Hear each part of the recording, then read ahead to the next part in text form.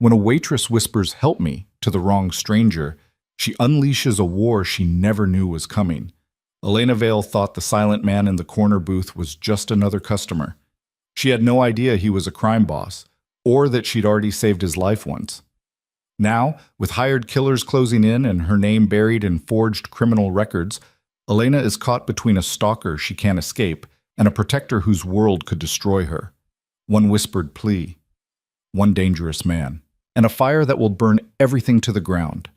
If you're ready for a story about secrets, survival, and the kind of love that breaks all the rules, stay with me until the end.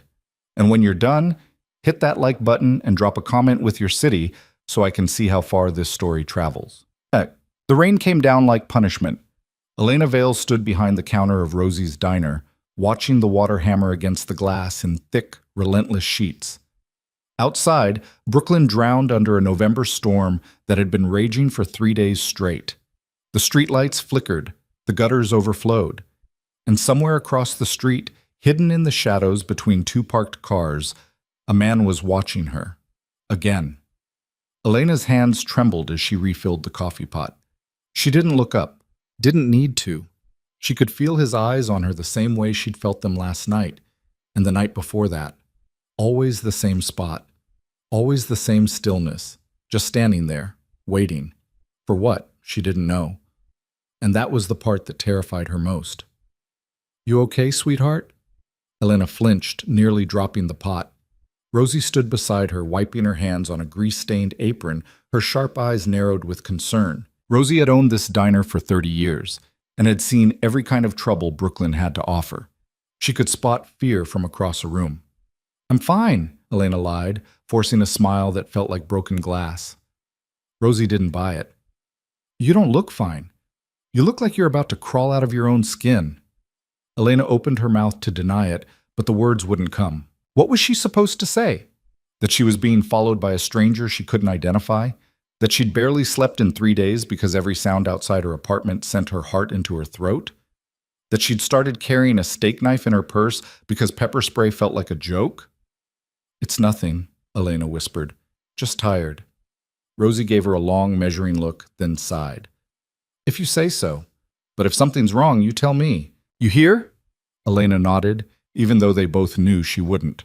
Rosie squeezed her shoulder and walked back toward the kitchen, leaving Elena alone with the storm and the weight of eyes she couldn't escape.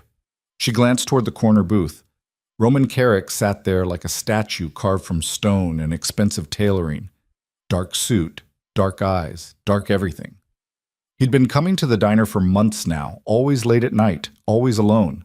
He never ordered much, black coffee, sometimes toast, but he stayed for hours, watching the room with the kind of stillness that made Elena think of predators waiting in tall grass. Most of the regulars avoided him.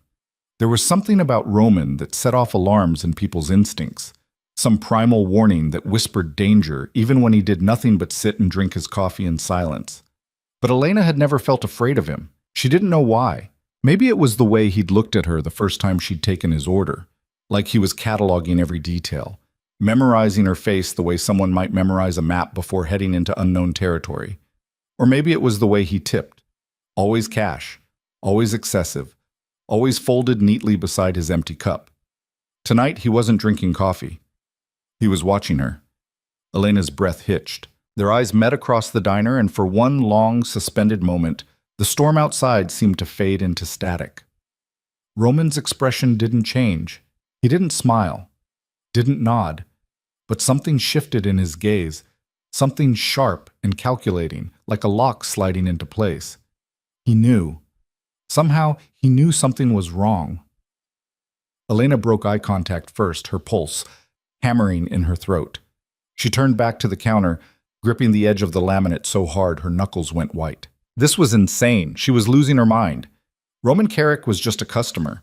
A strange, wealthy, unnervingly observant customer, but still just a man who liked bad coffee and quiet corners. He couldn't help her. No one could. The bell above the door chimed, and Elena's entire body went rigid. A man stepped inside, shaking rain from his jacket. 30s, maybe. Average height, forgettable face. He glanced around the diner with the casual interest of someone looking for a seat, then walked to a booth near the window. not the stalker. Elena exhaled slowly, trying to steady her racing heart. She was jumping at shadows now, seeing threats in every stranger who walked through the door. This couldn't keep going. She couldn't keep living like this. Afraid to sleep, afraid to go home, afraid to exist. But what choice did she have? She'd gone to the police 2 days ago, sat in a hard plastic chair at the precinct, and told a bored officer about the man who kept watching her. The officer had taken notes with all the enthusiasm of someone filling out a parking ticket, then explained that unless the man made contact or issued a direct threat, there was nothing they could do. Probably just a homeless guy looking for warmth, the officer had said, handing her a pamphlet about personal safety. But call us if anything changes.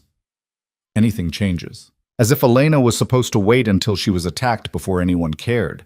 She grabbed a notepad and walked over to the new customer, forcing her hands to stop shaking long enough to take his order. The man smiled up at her, a normal, harmless smile, and asked for a burger and fries. Elena wrote it down mechanically, her mind 1,000 miles away. When she turned to head back to the counter, she saw him again, the stalker. He was standing directly across the street now, rain pouring over him in sheets, his face half hidden beneath the hood of a dark jacket. But his eyes were locked on the diner, locked on her. Elena's vision blurred. Her hands went numb. The notepad slipped from her fingers and hit the floor with a dull slap. She couldn't breathe, couldn't think, couldn't move. The diner lights buzzed overhead, too bright and too loud, and the smell of grease and burnt toast turned her stomach. She was going to be sick. She was going to scream. She was going to... Elena! The voice cut through the panic like a blade through fog. Roman. He was standing beside her, impossibly close, one hand extended toward her fallen notepad. He picked it up slowly, his movements precise and unhurried, then held it out to her. "You dropped this," he said quietly. His voice was low and even, the kind of voice that didn't need to be raised to command attention. Elena stared at him, her mind still spinning, trying to make sense of the fact that Roman Carrick, silent, untouchable Roman Carrick, was standing less than 2 feet away, speaking directly to her. Her voice cracked. "I'm sorry, Sit down." It wasn't a request. Elena's legs gave out before her brain could process the command. She sank into the nearest booth, her whole body trembling, and Roman slid into the seat across from her with the ease of someone who had done this 1,000 times before. Up close, he was even more unsettling. Sharp cheekbones, clean-shaven jaw, eyes the color of slate, cold and calculating and impossibly focused. He looked like the kind of man who had never been afraid of anything in his life. "Talk to me," Roman said. Elena swallowed hard. You're terrified. You've been looking over your shoulder for 3 days. Someone's following you." Roman's gaze flicked toward the window, then back to her. "Tell me who?" The certainty in his voice should have scared her, should have sent her running, but instead it cracked something open inside her chest, something desperate and raw and so damn tired of being afraid. "I don't know who he is," Elena whispered. "He just watches. Every night. Across the street. And I don't know what he wants. And the police won't help. And Her voice broke. "I don't know what to do." Roman didn't react. Didn't offer empty reassurances or pointless advice. He just watched her with that same unreadable intensity, processing every word like data being fed into a machine. Then he leaned forward, close enough that Elena could see the faint scar along his jawline, barely visible beneath the carefully maintained exterior. "Do you trust me?" he asked. The question hung in the air between them, heavy and impossible. Did she trust him? She didn't even know him, didn't know his last name, or where he lived, or why he spent his nights sitting alone in a Brooklyn diner watching the world go by. But she knew the way he looked at her, like she mattered, like she was something worth protecting. And right now, that was enough. "Yes," Elena breathed. Roman's expression didn't change, but something flickered in his eyes. Something almost like satisfaction. "Then listen carefully," he said. "When you leave tonight, you're going to walk straight to your car. Don't look at anyone. Don't stop. I'll be behind you, but you won't see me. When you get home, lock your door and don't open it for anyone. Understand?" Elena nodded, her throat too tight to speak. Roman reached into his jacket and pulled out a phone, sleek, black, expensive, and slid it across the table toward her. "This is a burner," he said. Keep it on you at all times. If anything happens, you call the number saved in the contacts. It doesn't matter what time it is. You call, and I'll answer." Elena stared at the phone like it was a live grenade. "Why are you helping me?" For the first time since sitting down, Roman hesitated. Just for a fraction of a second, something unguarded crossed his face, something that looked almost like guilt. "Because I owe you," he said simply. Before Elena could ask what that meant, Roman stood and walked back to his corner booth as if the conversation had never happened. Elena sat frozen, the burner phone cold and heavy in her palm, her mind racing with 1,000 questions she didn't have answers to. 2 hours later, Elena's shift ended at midnight. She clocked out with shaking hands, pulled on her rain-soaked jacket, and stepped into the storm. The cold hit her like a fist, rain driving sideways into her face, but she didn't stop. She walked straight to her beat-up Honda, just like Roman had told her to, her eyes locked on the cracked pavement beneath her feet. "Don't look. Don't stop. Don't think." She fumbled with her keys, nearly dropping them twice before finally jamming the right one into the lock. The door opened with a groan of rust and protest, and Elena threw herself inside, slamming it shut behind her. For a long moment, she just sat there, gripping the steering wheel, her breath coming in short, shallow gasps. Then she looked up. The street was empty. No stalker, no Roman. Just rain and shadows and the distant wail of a siren somewhere in the city. Elena started the engine and pulled out onto the street, her hands white-knuckled on the wheel. She drove home on autopilot, her mind stuck on a loop of Roman's words, Roman's eyes, Roman's voice cutting through her panic like a lifeline she hadn't known she needed. "I owe you." What the hell did that mean? Her apartment was a fourth-floor walk-up in a building that should have been condemned 20 years ago. The hallway smelled like mildew and old cooking oil, and the fluorescent lights flickered like dying insects. Elena climbed the stairs slowly, every footstep echoing in the empty stairwell. When she reached her door, she stopped. Something was wrong. The door was unlocked. Elena's blood turned to ice. She always locked her door. Always. It was habit, instinct, survival, in a city that didn't forgive carelessness. She pushed the door open slowly, her heart hammering so hard she thought it might crack her ribs. The apartment was dark, silent, exactly as she'd left it, except for the envelope on the kitchen counter. Elena's hands trembled as she picked it up. No name, no return address, just thick, expensive paper sealed with a single piece of tape. She opened it. Inside was a stack of cash, $100 bills, crisp and clean, and a handwritten note. "Your rent is paid for the next 6 months. Stay safe." Elena's knees buckled. She sank onto the floor, the money scattering around her like evidence of a crime she didn't understand. Roman. Roman Carrick had been inside her apartment, had paid her rent, had been watching her, protecting her, orchestrating things from the shadows without her knowledge or consent, and she had no idea why. Elena sat there on the cold linoleum, surrounded by cash and questions, and for the first time in 3 days, she didn't feel afraid. She felt furious. The next morning, Elena didn't sleep. She spent the entire night pacing her apartment, the burner phone clutched in one hand, the note crumpled in the other. By the time the sun came up, she'd made a decision. She was going to confront Roman Carrick. She was going to march into that diner, sit down across from him, and demand answers. Who was he? Why had he been watching her? What did he mean when he said he owed her? And why the hell had he been paying her rent? But when Elena arrived at Rosie's diner at 8 a.m., Roman wasn't there. His booth sat empty, the cracked vinyl seat cold and untouched. Elena stared at it, frustration and confusion warring in her chest. She'd never seen the booth empty before. Not once in all the months Roman had been coming here. "Looking for someone?" Elena turned. Rosie stood behind the counter, pouring coffee with practiced efficiency. "The man who sits in the corner," Elena said carefully. "Do you know his name?" Rosie raised an eyebrow. "Roman? Sure, quiet guy. Tips well. Why?" "Do you know anything else about him?" Rosie shrugged. "Not much to know.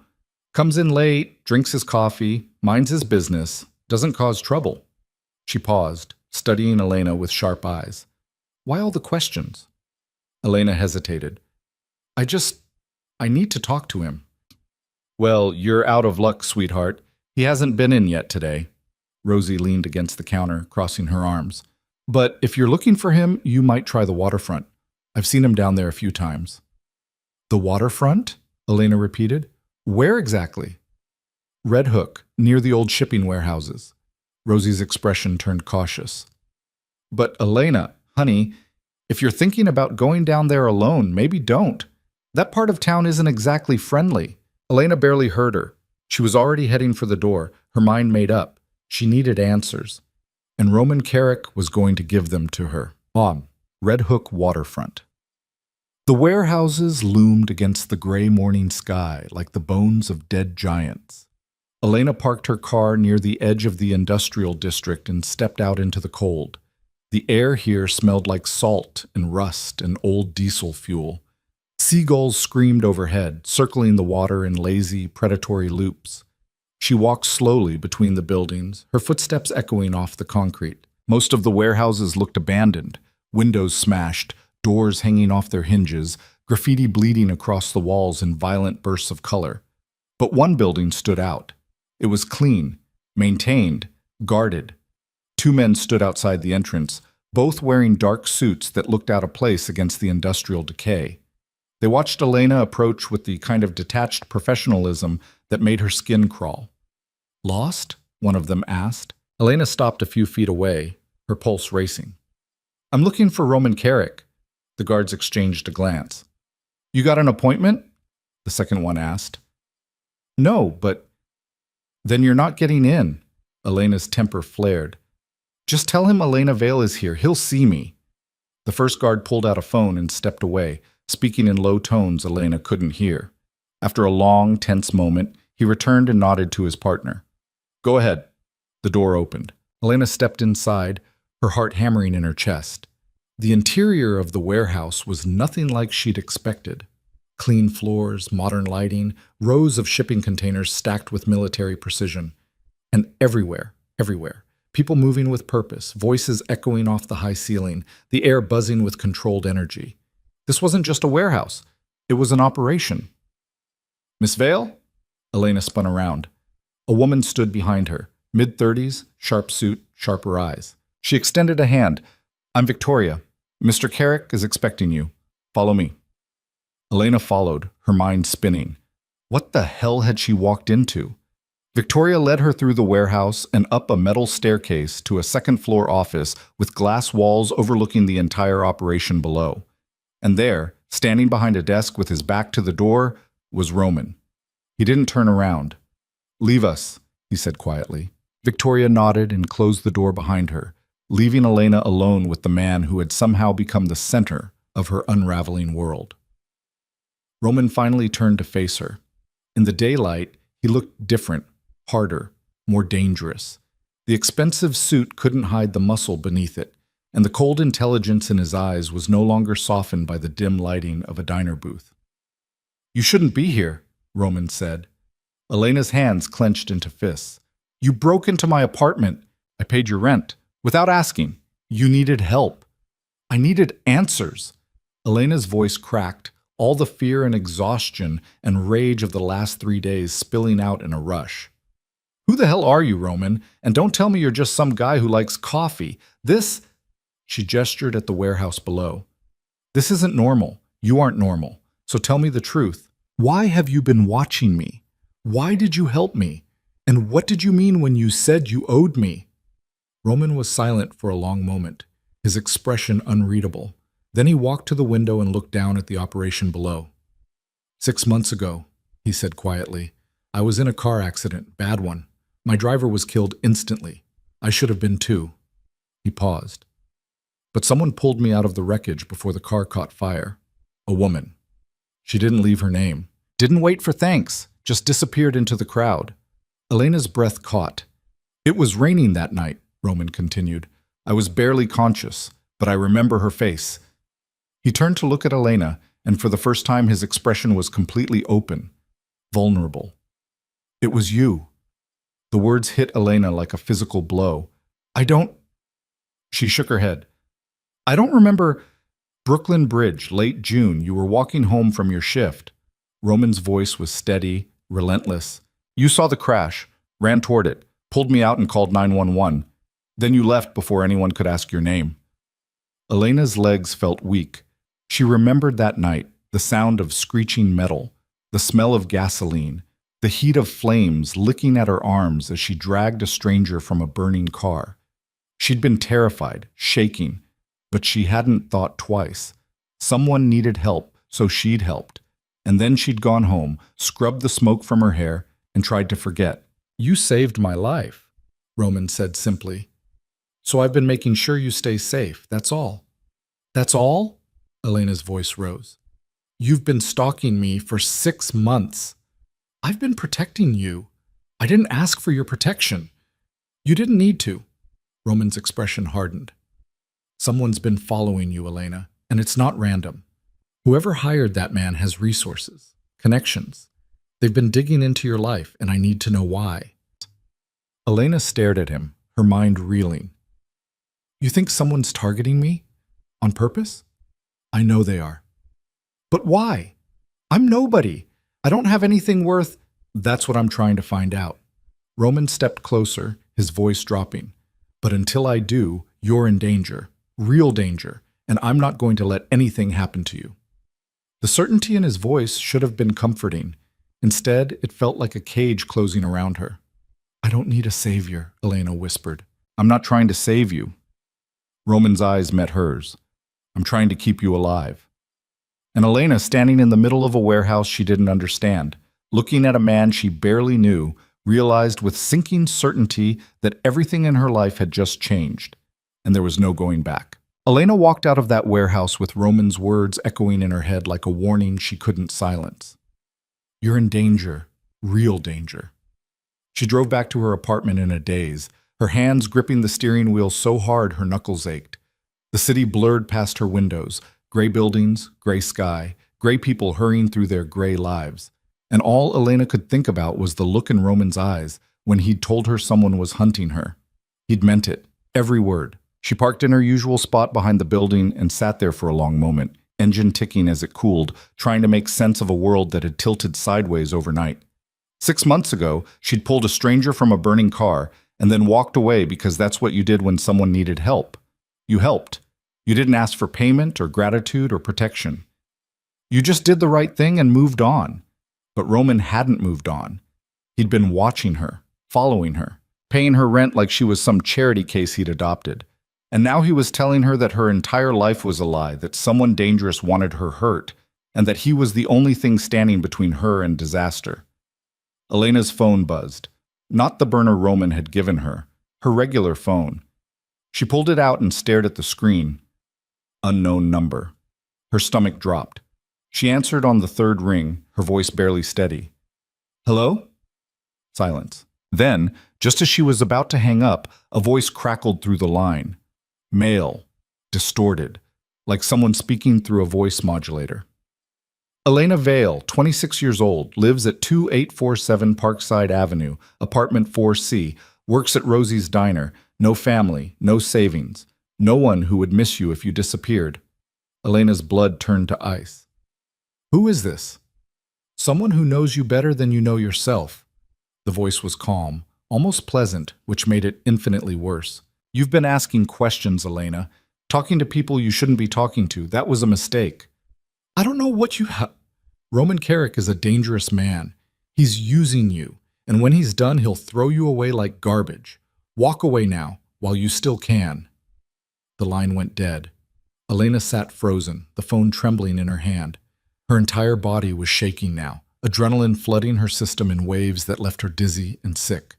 Someone had just recited her address, her life, her vulnerabilities, like reading from a script they'd written specifically to destroy her.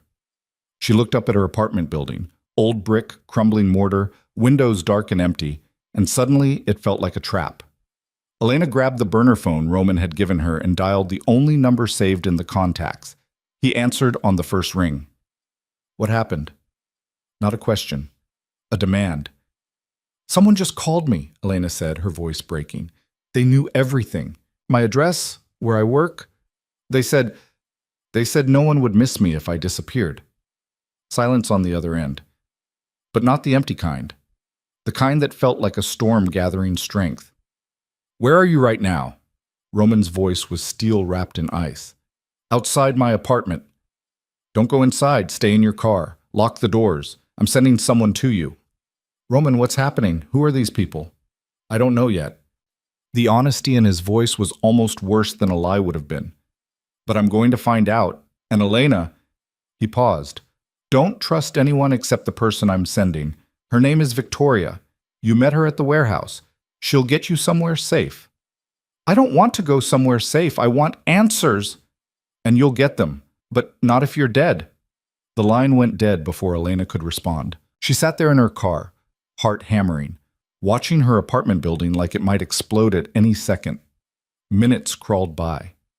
Then a black SUV pulled up beside her, windows tinted so dark she couldn't see inside.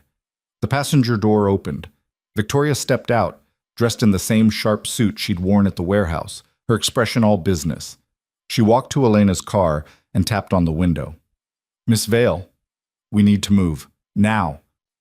Elena's hands were shaking so badly she could barely unlock the door.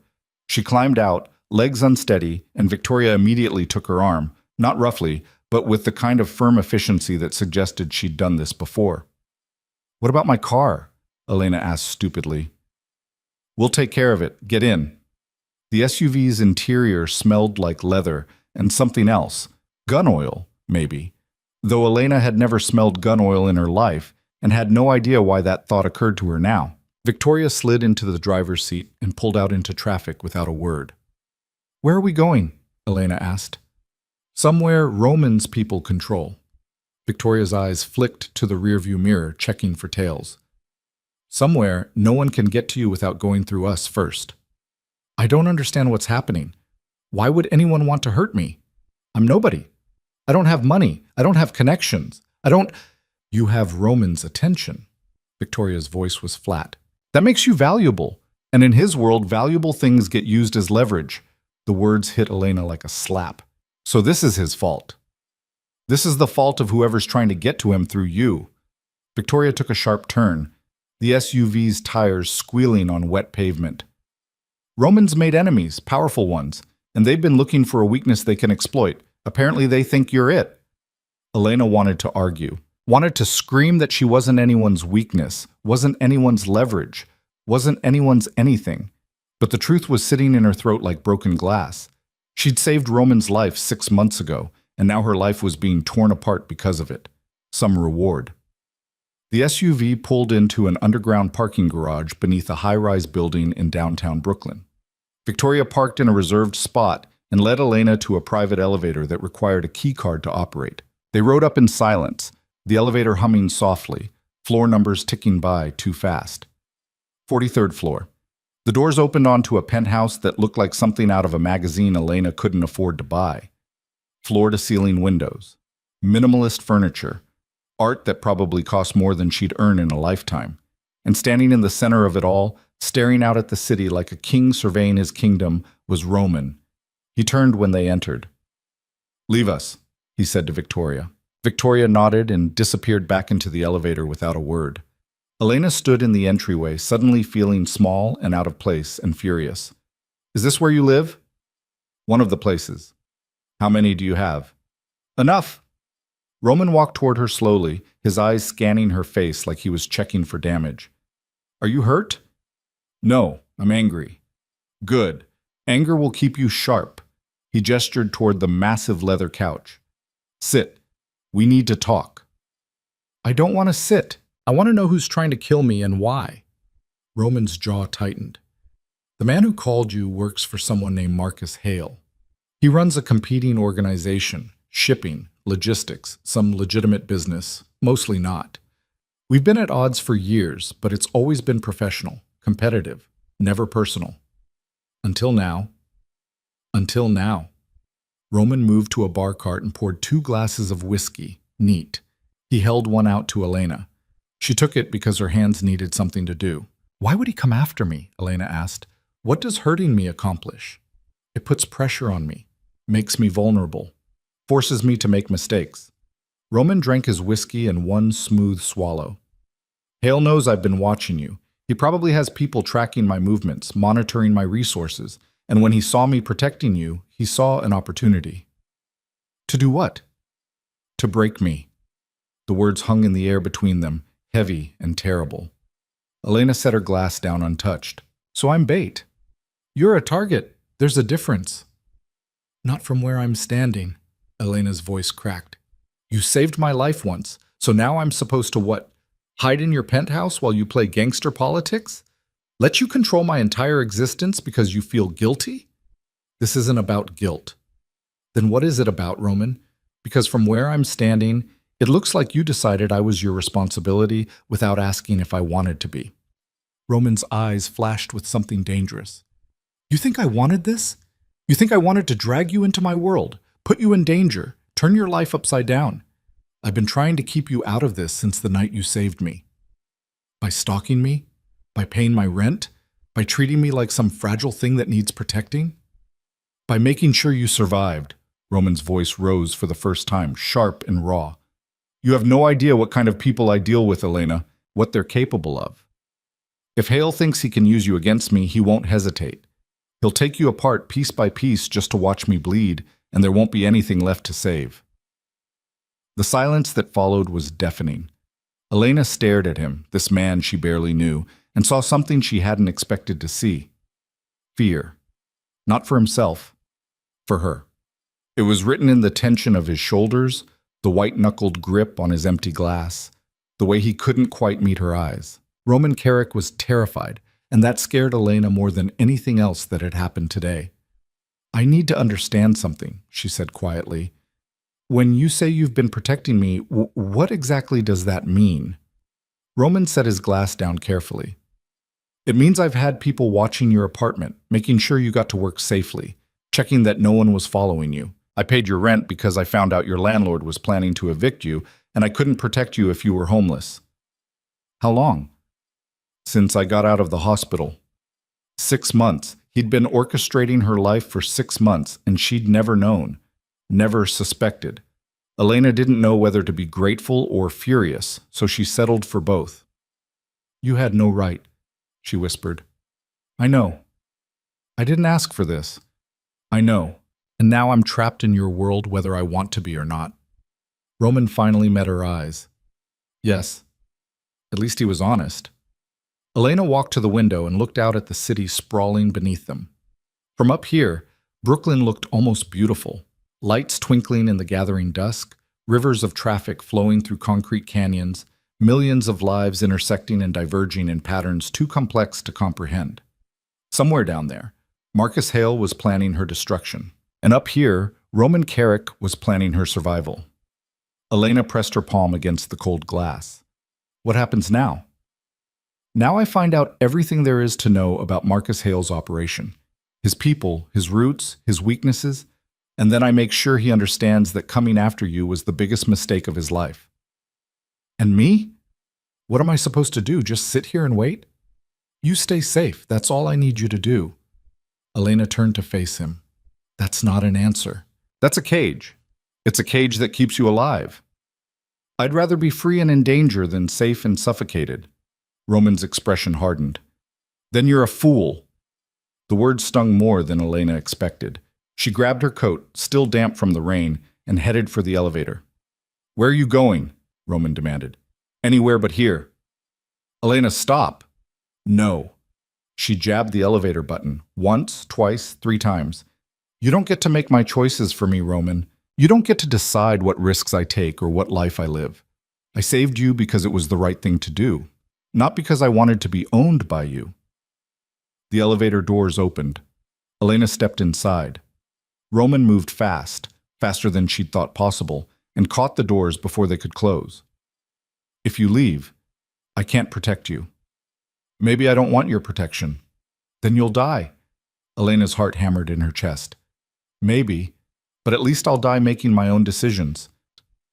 She could see the war happening behind Roman's eyes, the urge to stop her, to lock her in this gilded cage and throw away the key, battling against something else, something that looked almost like respect.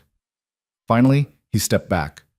If you're going to be reckless, Roman said quietly, at least be smart about it.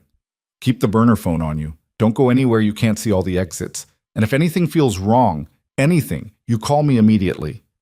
Elena nodded, not trusting her voice. Roman reached into his jacket and pulled out a small black case. He opened it to reveal a sleek handgun, compact and deadly. "Do you know how to use one of these?" Elena stared at the weapon. "No." "Then learn." Roman closed the case and held it out to her. "Safety's here. Magazine release here. Point and pull the trigger. It's not complicated." "I'm not taking a gun."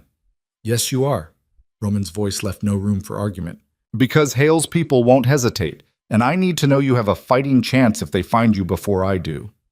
Elena took the case with shaking hands. It was heavier than she'd expected. "I don't know what I'm doing," she whispered. "Neither do I." Roman's eyes met hers. "But we're going to figure it out. Together." The elevator doors closed between them. Elena rode down alone, the gun case burning in her hands like evidence of a crime she'd already committed. When she reached the parking garage, Victoria was waiting beside the SUV. "He told you to follow me, didn't he?" Elena said. Victoria didn't deny it. "He told me to keep you alive. How I do that is up to me." She opened the passenger door. "Where to?" Elena wanted to say home, wanted to crawl back to her tiny apartment and pretend none of this was real. But home wasn't safe anymore. Maybe it never had been.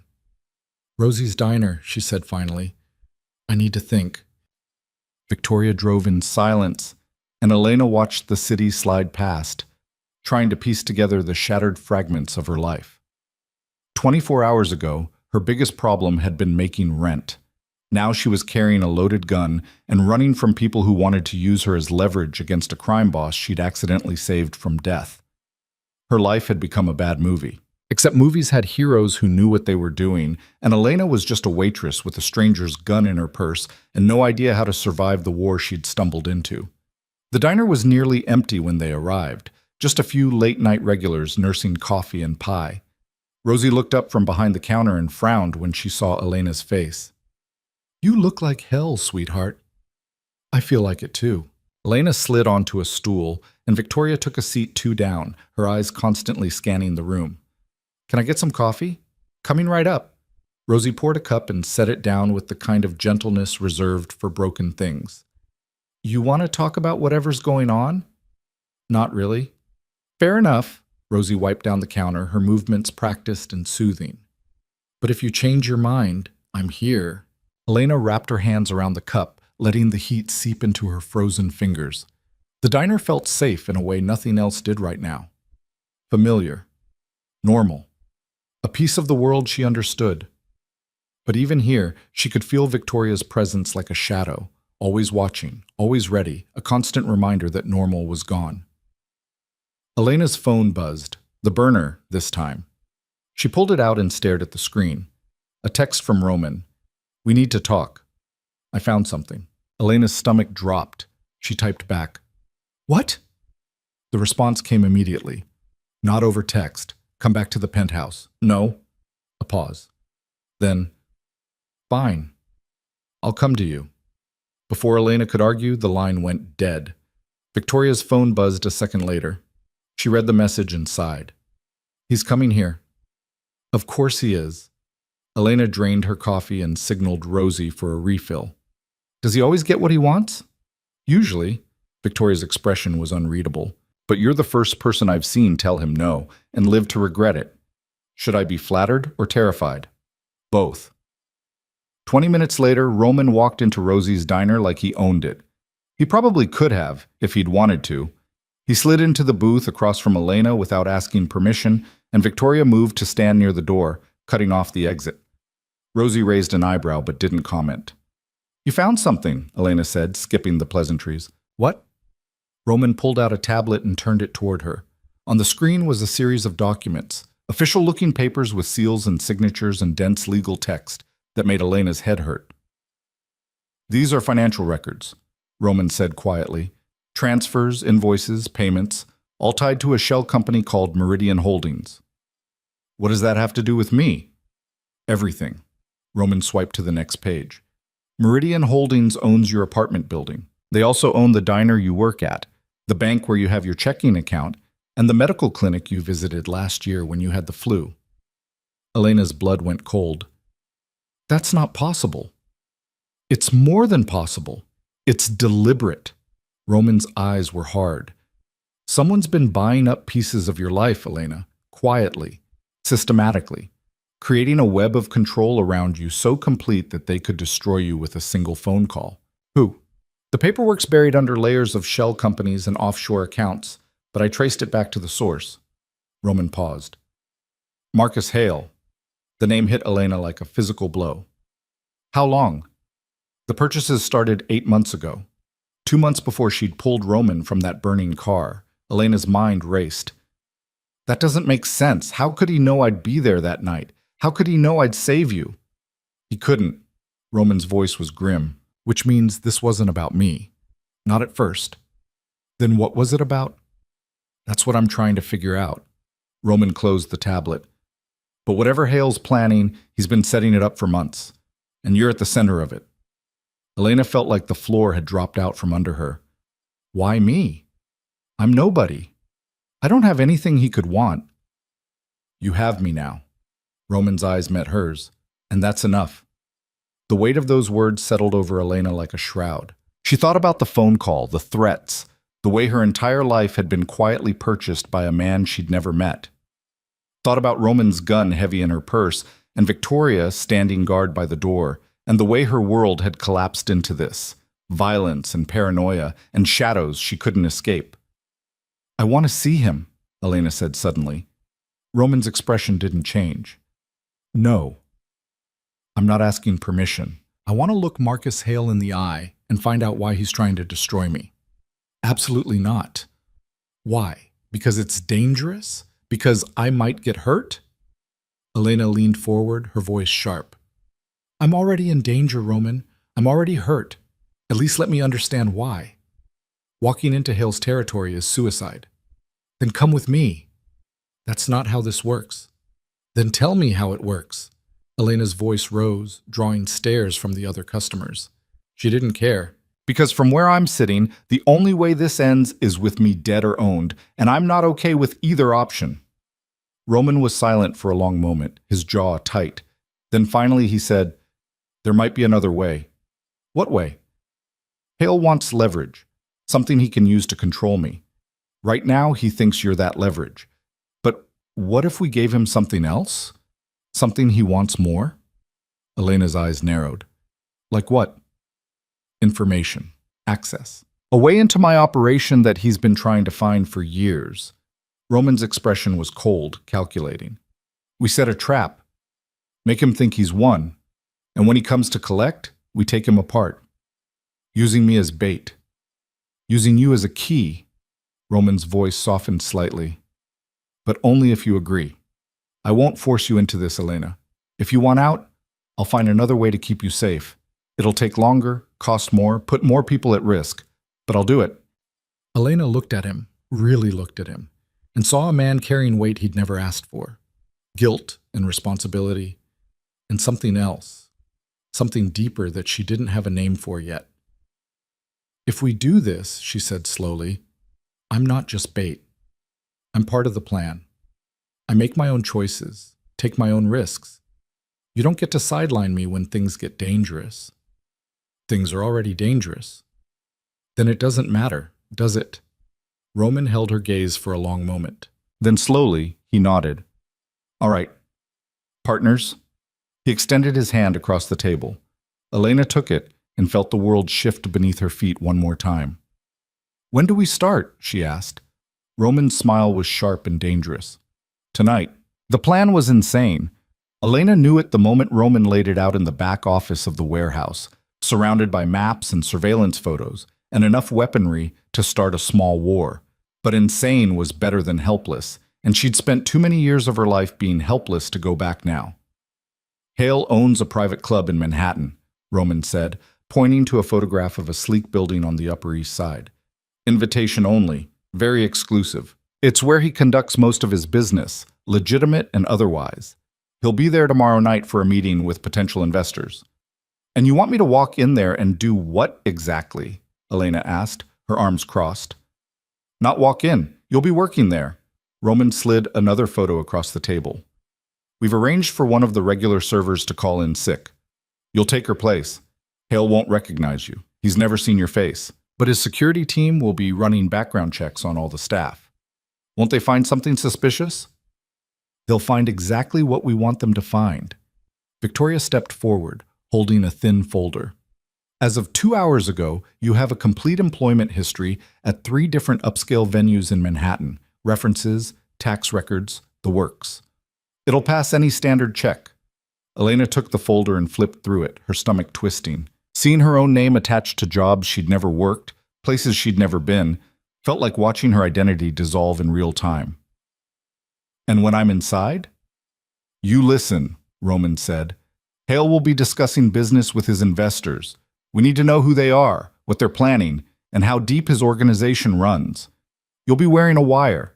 Everything you hear gets transmitted back to us. That's it? Just listen? Just listen, Roman confirmed. You serve drinks, you keep your head down, and you get out. No improvising, no heroics. You hear something useful, you remember it, and you leave. Elena met his eyes. You don't trust me. I trust you to be brave. I don't trust you to be careful. There's a difference. The words stung, but Elena couldn't argue with them. Careful had never been her strong suit. Brave, reckless, stubborn, those she had in abundance. But careful required a kind of self-preservation she'd never quite mastered. When do I start? She asked. Tomorrow night. 6 p.m. sharp. Roman's expression was unreadable. Victoria will prep you, teach you the basics of service, the layout of the club, what to say and what not to say. You'll have 12 hours to become someone else. And if something goes wrong, then you run. Forget the mission, forget the wire, forget everything except getting out alive. I'll have people positioned around the building. If you need extraction, you say the code word, and they'll come for you. What's the code word? Roman paused, something flickering across his face too fast for Elena to read. Brooklyn. Of course it was. The next 18 hours passed in a blur of preparation that felt more like boot camp than espionage training. Victoria drilled Elena relentlessly on every detail. How to hold a tray without spilling, how to read a room full of dangerous men, how to blend into the background until she was practically invisible. They practiced in the warehouse until Elena's feet ached and her smile felt permanently frozen on her face. You're trying too hard, Victoria said, stopping her mid-stride. When you serve these men, you need to be wallpaper. Useful, but forgettable. Right now you look like you're memorizing their faces for a police lineup. Aren't I? Yes. But they can't know that. Victoria adjusted Elena's posture, her hands firm but not unkind. Relax your shoulders, soften your eyes. Think about something boring, grocery lists, laundry, anything that makes you fade into the background. Elena tried again, moving through the mock setup with a tray of empty glasses. This time, Victoria nodded. Better. Remember, you're staff. These men don't see staff as people. They see furniture that occasionally brings them drinks. Use that. By the time evening rolled around, Elena felt like she'd been wrung out and reassembled wrong. Every muscle ached. Her head throbbed from information overload, but when she looked in the mirror, she barely recognized herself. Victoria had transformed her. The worn-out waitress was gone, replaced by someone sleek and polished. Her hair was pulled back in a severe bun. Her makeup was subtle but precise. The black uniform fit perfectly, expensive fabric that whispered money with every movement. You look the part, Victoria said, appearing behind her in the mirror. Now you just need to believe it. What if I can't? Then fake it. That's what we all do.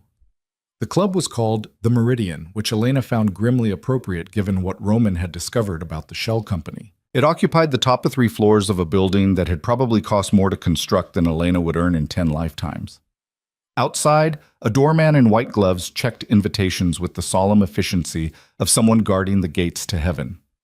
Elena entered through the service entrance, a plain metal door in an alley that smelled like expensive garbage. Inside, the staff area was all harsh fluorescent lighting and exposed concrete, a deliberate contrast to the opulence that waited upstairs.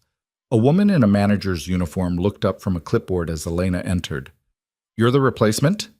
Yes, ma'am. Elena Vale. The manager consulted her list. Right. You'll be working the West Salon. Keep the glasses filled, don't speak unless spoken to, and for the love of everything, don't stare at the guests. Some of them don't appreciate being looked at directly. Like predators, Elena thought.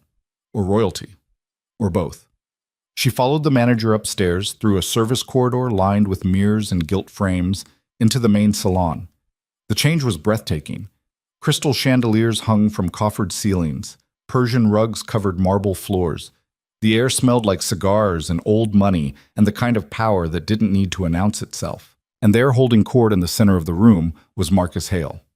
Elena recognized him from the surveillance photos Roman had shown her.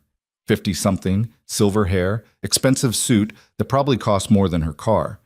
He stood surrounded by men in similar uniforms of wealth, their conversation punctuated by laughter that sounded like knives being sharpened.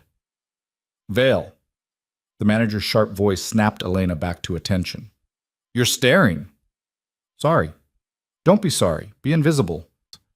The manager handed her a tray. "Champagne, clockwise around the room, refill as needed. Go."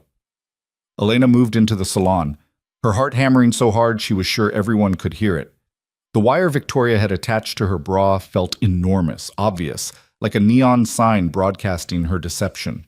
But none of the guests looked at her as she circled the room. They looked through her, past her, around her, exactly like Victoria had said they would. She was furniture, useful, forgettable, invisible. Elena approached Hale's group and offered the champagne tray with a practiced smile that showed nothing but professional courtesy. One of the men took a glass without acknowledging her. Another waved her away with the dismissive gesture of someone shooing a fly. But Hale looked at her. His eyes met hers for just a fraction of a second, and Elena felt something cold slither down her spine. He didn't recognize her, couldn't possibly, but there was an intelligence in that gaze that made her skin crawl. Like he was cataloging her face just in case he needed to remember it later. Then he turned back to his conversation, and Elena was dismissed. She moved away slowly, her legs trembling, trying to keep her breathing steady. Through the hidden microphone, she could hear Roman's voice in the tiny earpiece Victoria had fitted her with earlier. "You're doing fine. Keep moving. Listen." Elena drifted closer to Hale's group, pretending to adjust empty glasses on a side table. "The shipping routes are secure," one of the men was saying. His voice carried the clipped consonants of old East Coast money. "We've established partnerships with 3 new distributors along the corridor. Everything moves through legitimate channels now." "And the inspection protocols?" Hale asked. "Handled. We have people in customs, people in the port authority. Nothing gets flagged that we don't want flagged." "Excellent." Hale swirled his champagne. "What about the Brooklyn situation?" Elena's hand froze on a glass.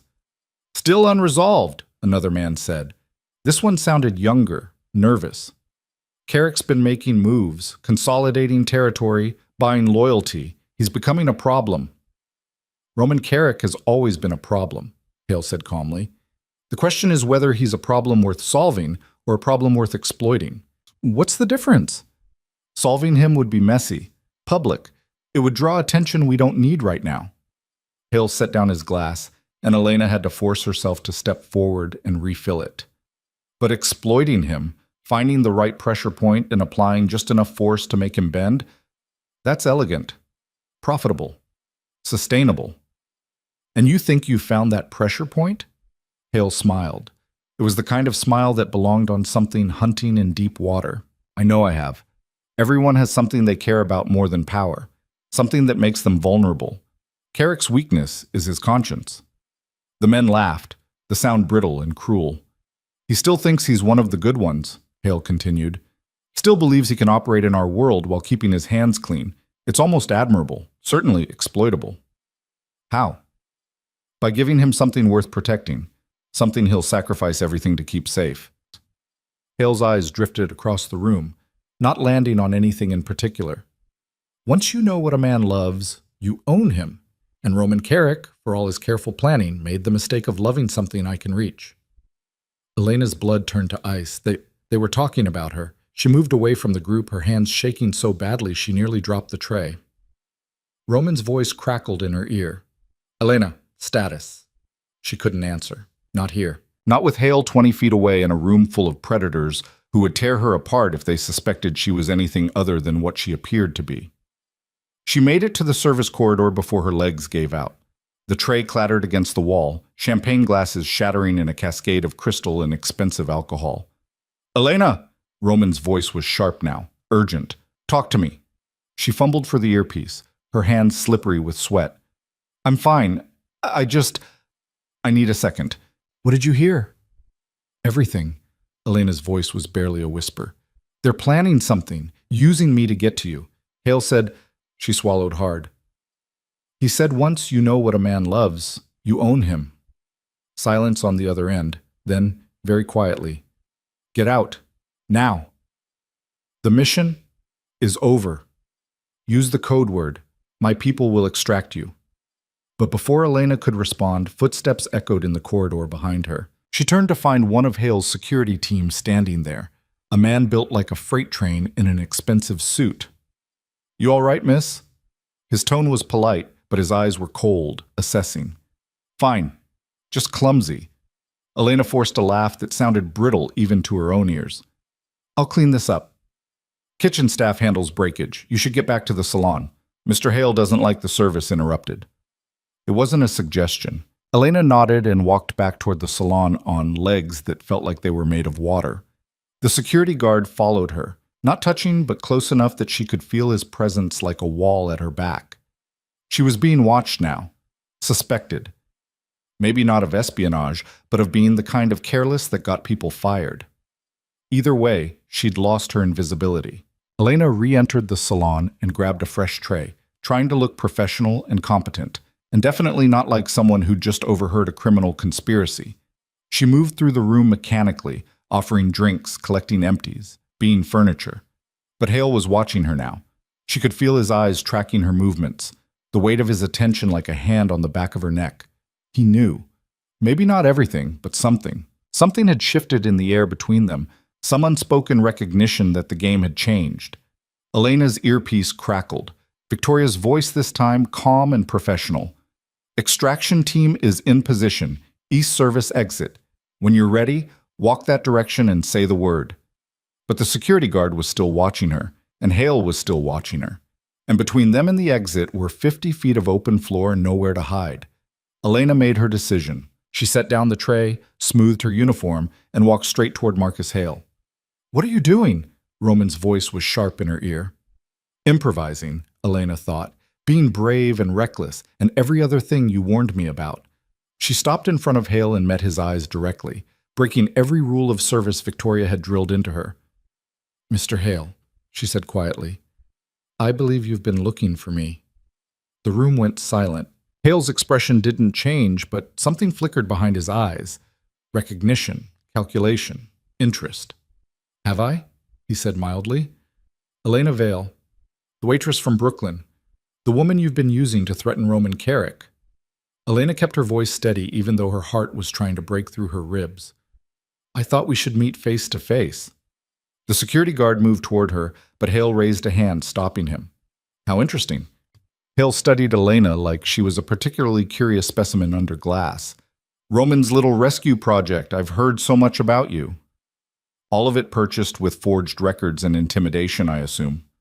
Some of it, but the important parts were given freely. Hale gestured to an empty chair. Sit. We should talk. I'd rather stand. I insist. It wasn't a request. Elena sat, acutely aware of every eye in the room now fixed on her. The wire pressed against her skin, recording everything. In her ear, Roman's voice was a constant stream of commands she couldn't follow. Abort! Elena, abort now, say the word. But Elena was done running. You've been building a cage around me for 8 months, she said to Hale, buying up my life piece by piece. I want to know why. Hale leaned back in his chair, perfectly relaxed. You really don't know? If I knew, I wouldn't be asking. Then allow me to explain.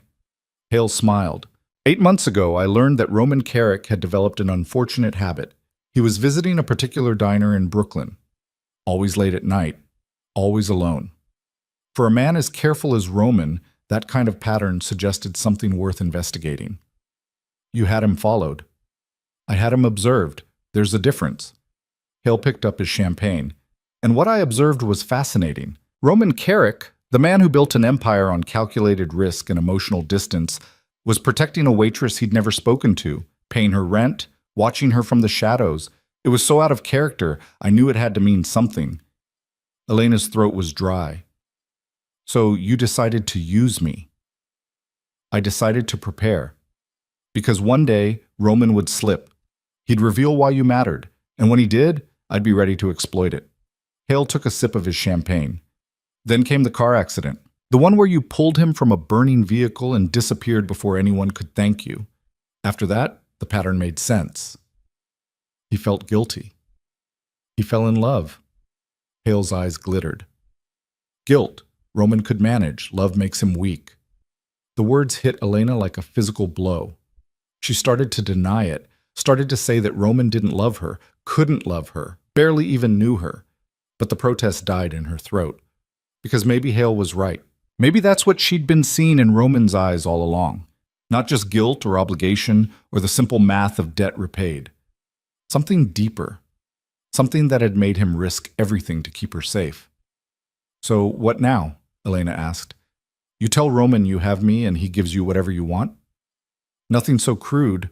Hale set down his glass. I don't need to threaten you, Elena. I already own you. Your apartment, your job, your bank account, your medical records, every piece of infrastructure that makes up a modern life.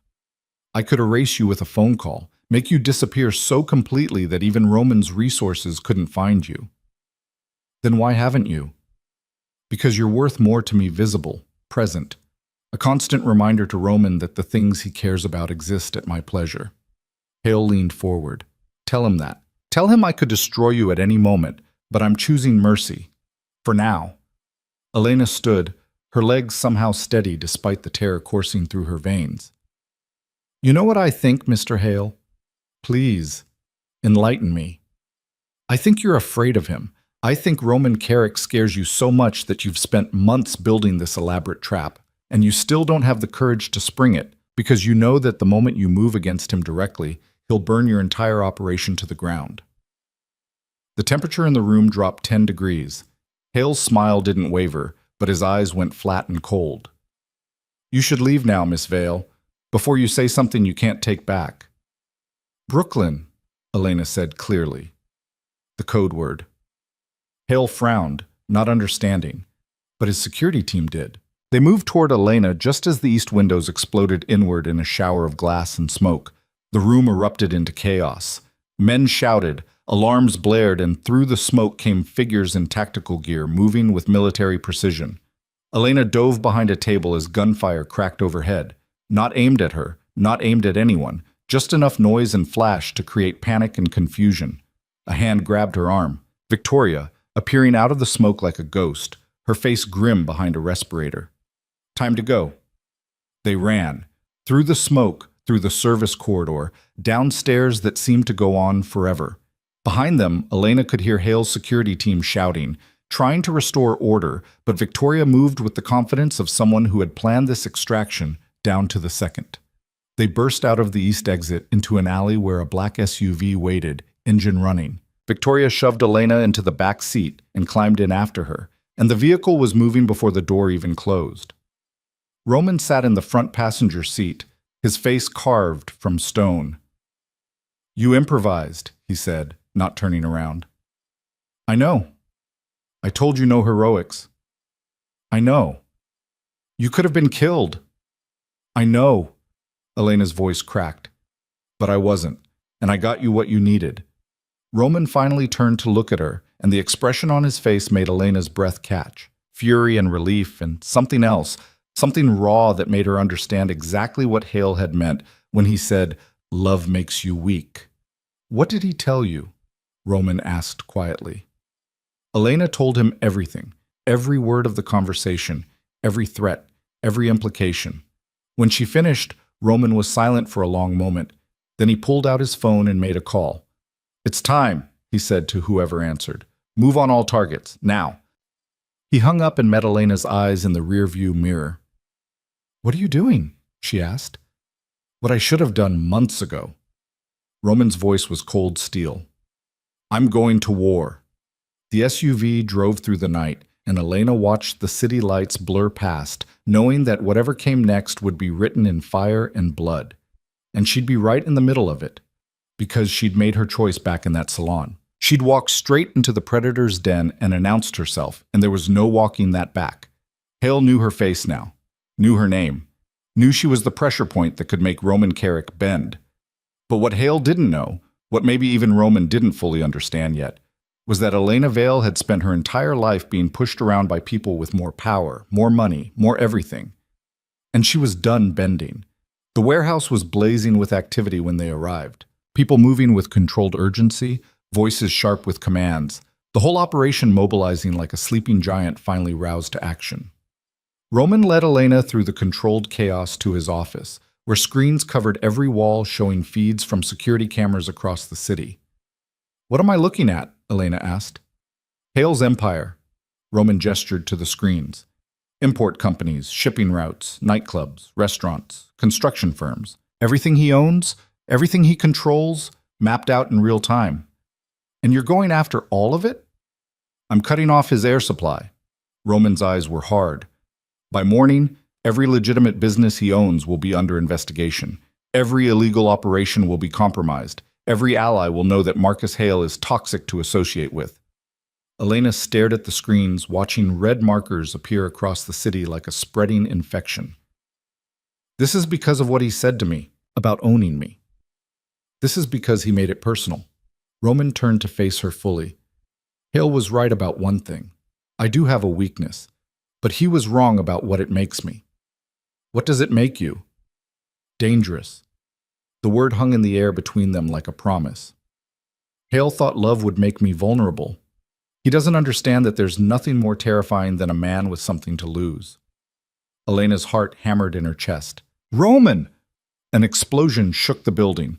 The windows rattled, the lights flickered, and on one of the security screens flames erupted from a facility on the waterfront, one of Roman's shipping warehouses burning against the night sky like a funeral pyre. Roman's face went white. "Get everyone out! Now!" "There are people inside," Victoria said, her voice cutting through the sudden chaos. "Night shift. At least a dozen workers." Roman was already moving, grabbing his jacket, heading for the door. Elena ran after him. "Where are you going?" "To get them out." "The building's on fire." "I know." Roman's eyes met hers, and Elena saw something in them she'd never seen before. Fear. Not for himself, for the people trapped inside. "This is Hale's response. He's trying to draw me out, force me to make a mistake. But I can't leave them." "Then I'm coming with you." "Absolutely not." "You said we're partners." Elena grabbed his arm. "That means I don't get to watch from the sidelines when things get dangerous." Roman looked at her for a long moment.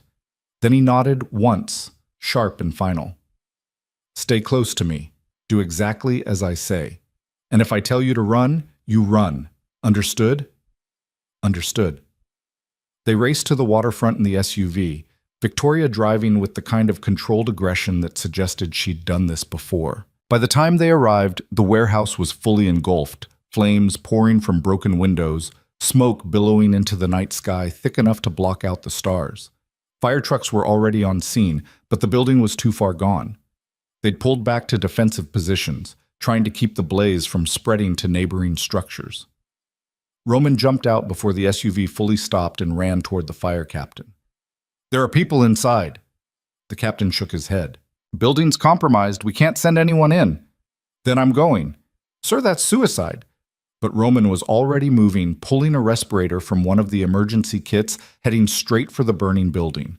Elena ran after him, ignoring the shouts from the fire crew, ignoring Victoria's voice calling her back. The heat hit her like a wall. Even 20 feet from the entrance, the air was hot enough to sear her lungs. Elena pulled her jacket over her mouth and followed Roman into the inferno. Inside was hell. Smoke so thick she couldn't see 3 feet in front of her face. Heat that made her skin feel like it was cooking. The roar of flames overhead like a living thing, hungry and vicious. Roman grabbed her hand and pulled her forward, navigating through the chaos with the confidence of someone who knew this building's layout by heart. "Where are they?" Elena shouted over the roar. "Break room, back corner." They ran through corridors lined with fire, past shipping containers that groaned and buckled under the heat. Somewhere above them, something massive collapsed, sending sparks cascading like deadly rain. And then Elena heard it. Voices, shouting, screaming. Roman kicked open a door and they found them. 12 people huddled in a break room, trapped behind a wall of flame that blocked the only exit. Their faces were black with smoke, eyes wide with terror. "We're getting you out!" Roman shouted. "Everyone stay low, follow me!" But the flames were spreading faster than they could move. The corridor they'd come through was already impassable, the fire feeding on oxygen and old wood and 20 years of accumulated grease and chemicals. They were trapped. Elena's mind raced. There had to be another way out. A window, a service door, something. "The loading dock!" one of the workers gasped. "Other side of the building. There's a roll-up door." Roman nodded. "Can you make it?" "If the fire hasn't reached it yet." They moved as a group, Roman leading, Elena bringing up the rear, making sure no one got left behind. The heat was unbearable now, the smoke so thick Elena's eyes streamed with tears. Her lungs burned. Her skin felt like it was blistering, but she kept moving. Through a maze of corridors, past offices already consumed by flame, around corners where the floor was starting to buckle and crack. One of the workers stumbled and Elena caught him, hauling him upright, half carrying him the last 50 feet. The loading dock appeared ahead like salvation. Roman hit the door release, and the roll-up door began to rise with agonizing slowness. Behind them, the ceiling groaned. "Run!" Roman shouted. They ran. All 14 of them, sprinting for the opening as the building came apart behind them.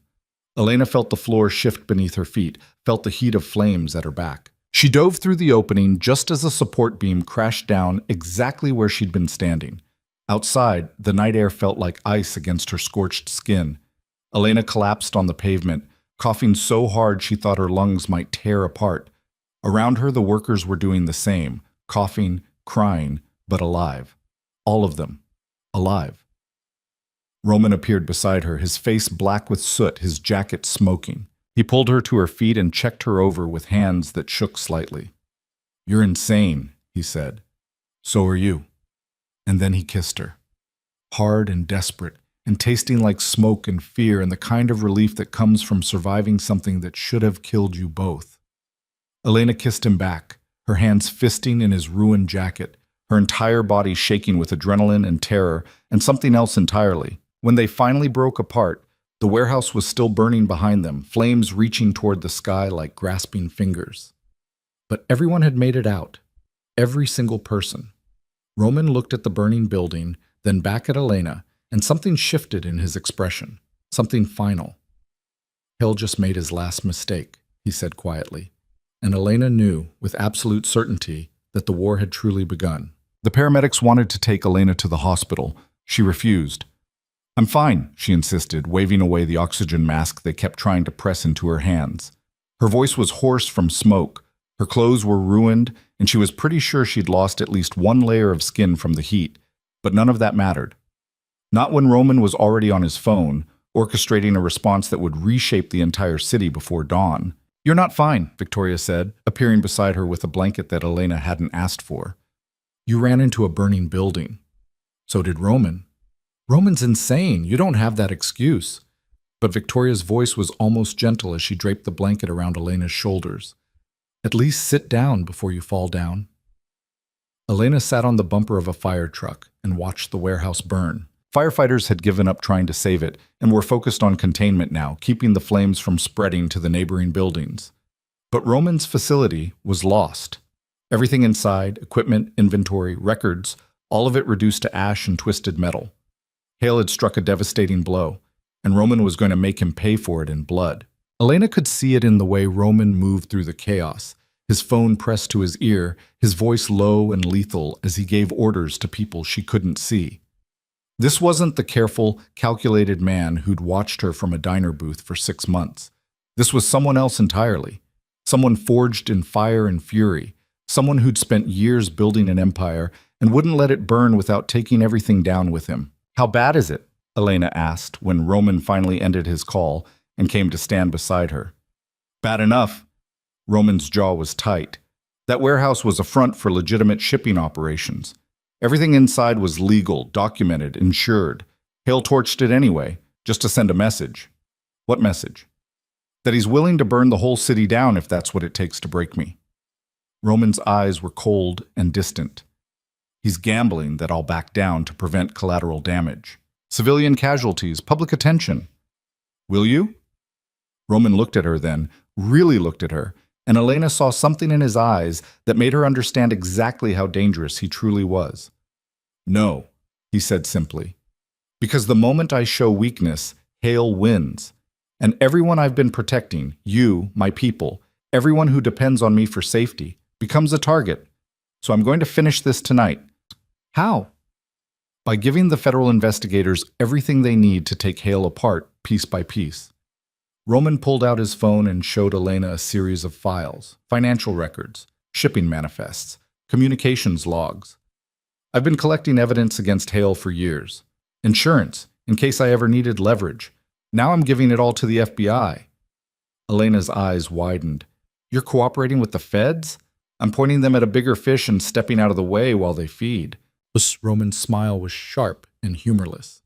Hale's operation is built on a foundation of corruption, bribes, blackmail, fraud. Once the investigators start pulling threads, the whole thing will unravel. His partners will turn on him to save themselves. His assets will be frozen. His protection will evaporate. And he'll spend the rest of his life in a federal prison. What about you? Won't they investigate your operation too? They already are. Have been for years. Roman pocketed his phone. The difference is that my organization is clean enough to survive scrutiny. Hale's isn't. That's why he's been trying to force me out. Because he knows that in a fair fight under legal examination, I win. Elena tried to process that. So you're not actually a criminal? I operate in gray areas. Import-export, logistics, private security. Some of it's questionable. None of it's prosecutable. Roman's expression softened slightly. I learned a long time ago that the best way to survive in this world is to stay just legal enough that the authorities consider you more useful than dangerous. And Hale never learned that lesson. Hale got greedy, started cutting corners, making deals with people he shouldn't have trusted, leaving evidence scattered across 3 continents. All I'm doing is collecting it and putting it in the right hands. A black sedan pulled up to the curb, federal plates clearly visible even in the firelight. 2 agents in suits stepped out, their expressions professionally neutral. Roman walked over to meet them, and Elena watched as he handed over a thick envelope that probably contained enough evidence to end Marcus Hale's entire world. The conversation lasted less than 5 minutes. The agents took the envelope, asked a few questions that Roman answered with the ease of someone who'd rehearsed this moment 1,000 times, and then got back in their car and drove away. Just like that. No drama. No arrests. Just the quiet, methodical destruction of a criminal empire executed with the precision of a surgical strike. Roman returned to Elena and helped her to her feet. We need to move. Hale's going to know something's wrong the moment the feds start making arrests, and he'll come after the people he thinks betrayed him. Meaning us. Meaning you. Roman's hand tightened on her arm. I can defend myself. You can't. So you're going somewhere safe until this is over. We've had this argument before, Elena said. It didn't end well for you then either. Elena, no! She pulled her arm free, ignoring the way her muscles screamed in protest. You don't get to kiss me in front of a burning building and then lock me away like I'm some delicate thing that needs protecting. I'm in this now. All the way in. And if Hale's coming for us, then I want to be somewhere I can actually help instead of hiding in a safe house wondering if you're alive or dead. Roman stared at her for a long moment. Something conflicted warring behind his eyes. Then he nodded once, sharp and final. Fine, but you stay with me. No improvising, no heroics. And if I tell you to run, I know, I run. Elena met his eyes. But you have to promise me something in return. What? You stop trying to handle everything alone. You stop making decisions without telling me. And you stop acting like keeping me safe is the only thing that matters. Elena's voice was steady, certain. Because I didn't survive that fire just to become another burden you have to carry. For the first time since the warehouse exploded, Roman's expression softened into something almost like relief. Deal. They left the waterfront together, Victoria driving while Roman made call after call, his network mobilizing in response to commands Elena only half understood. By the time they reached the penthouse, the sun was starting to rise over Brooklyn, painting the sky in shades of orange and red that reminded Elena too much of fire. Inside, the penthouse was a hive of controlled activity. People she'd never seen before moved through the space with purposeful efficiency, setting up computers, monitoring police scanners, tracking movements across the city in real time. This was Roman's war room, and Elena was standing in the center of it. "Status," Roman said to a young man hunched over a laptop. "Hail's in the wind. Left his club 20 minutes after the warehouse fire. We're tracking his vehicle, but he's moving erratically. Probably knows he's being followed." "What about his lieutenants?" "3 arrested already. FBI's moving fast, hitting multiple locations simultaneously. Hale's entire command structure is collapsing." Roman nodded, his expression grim with satisfaction. "And our exposure?" "Minimal. The feds are focused on Hale's organization. Your name hasn't come up in any of the warrants." "Good. Keep monitoring. I want to know the moment Hale surfaces." The young man nodded and returned to his laptop, fingers flying across the keyboard. Victoria approached with 2 cups of coffee, handing one to Elena. "You should eat something. When's the last time you had food?" Elena tried to remember and came up blank. "Yesterday? Maybe?" "Definitely yesterday." Victoria steered her toward the kitchen. "Come on, you're no good to anyone if you pass out from low blood sugar." The kitchen was all marble and stainless steel, the kind of space that looked like it had never been used for actual cooking. Victoria opened the refrigerator and pulled out ingredients with the efficiency of someone who'd done this before. Eggs, cheese, vegetables that probably cost more than Elena's weekly grocery budget. "You don't have to," Elena started. "Shut up and sit down." Victoria cracked eggs into a bowl. "Roman's going to be useless for the next few hours. Someone needs to make sure you don't collapse." Elena sat at the counter and watched Victoria cook, her mind still spinning from everything that had happened in the last 12 hours. The club, Hale, the fire, Roman's kiss, the federal agents. It all felt surreal, like watching a movie of someone else's life. "How long have you worked for Roman?" Elena asked. 4 years. Victoria whisked the eggs with practiced efficiency. "I was head of security for a company he acquired. He offered me a job. I took it." "Why?" "Because he pays well, doesn't lie to his people, and actually gives a damn whether they live or die." Victoria poured the eggs into a hot pan. "That's rarer than you'd think in this business." "What business exactly?" Victoria smiled slightly. "The kind where you learn not to ask too many questions. But if you're asking whether Roman's a good man, yeah, he is. Complicated, dangerous, probably going to get himself killed one day trying to save someone who doesn't deserve it. But good. He thinks he's protecting me. He is protecting you, but that's not the same as controlling you, and he's smart enough to know the difference." Victoria slid a perfect omelet onto a plate and set it in front of Elena. "Eat. Then get some sleep. You're going to need your strength for whatever comes next." Elena ate mechanically, tasting nothing, her mind already racing ahead to the endgame she could feel approaching like a storm on the horizon. Hale was wounded, but not dead, cornered, but not caught, and cornered animals were the most dangerous kind. She finished eating and found Roman standing by the windows, staring out at the city with the kind of intensity that suggested he was trying to will it into submission through sheer force of concentration. "You should sleep," Elena said. "Can't. Not until I know where Hale is." "Victoria said he's in the wind." "Victoria's optimistic. I know Hale. He's not running. He's planning his next move." Roman's reflection in the glass looked haunted. "He knows his empire's falling apart. Knows the feds have enough evidence to put him away for life. So he's got nothing left to lose."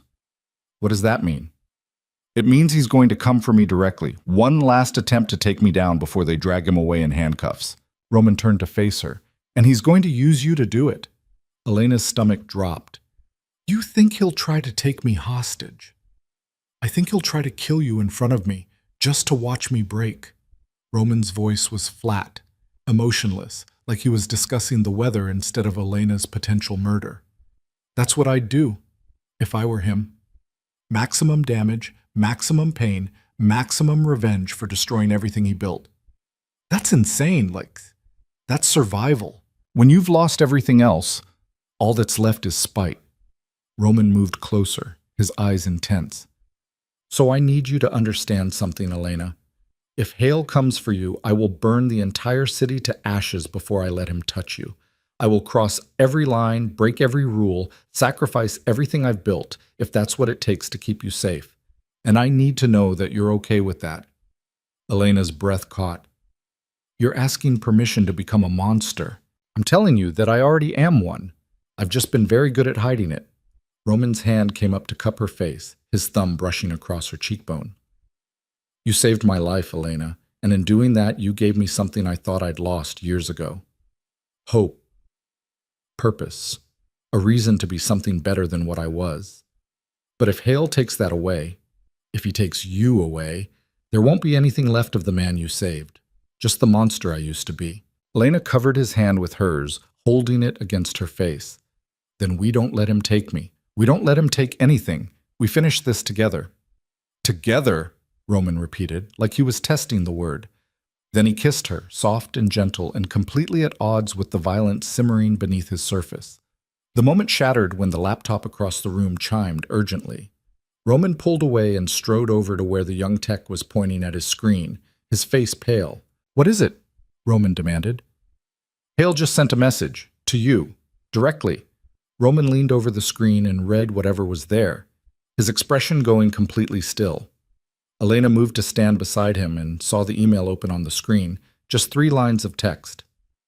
You took everything from me, Carrick. So I'm going to take everything from you, starting with the diner, 30 minutes. Come alone, or everyone inside dies. Elena's blood turned to ice. Rosie's diner. Roman was already moving, grabbing his jacket, checking a gun she hadn't realized he was carrying. Get Victoria, full tactical team. I want everyone we have converging on that location now. He said come alone, Elena pointed out. He's lying. The moment I walk in there alone, his people will gun me down and then torch the place anyway. This isn't a negotiation. It's an execution. Roman headed for the elevator. I'm going to end this. Elena ran after him. I'm coming with you. Absolutely not. It's my diner, Roman. Rosie's my friend. Those people are my regulars. I'm not staying here while they're in danger. You'll slow me down. Then I'll keep up. Elena stepped into the elevator beside him. You can argue, or you can accept that I'm coming either way and plan accordingly. Roman looked at her for a long moment, then sighed. You're going to get yourself killed. Probably, but at least I'll die doing something that matters.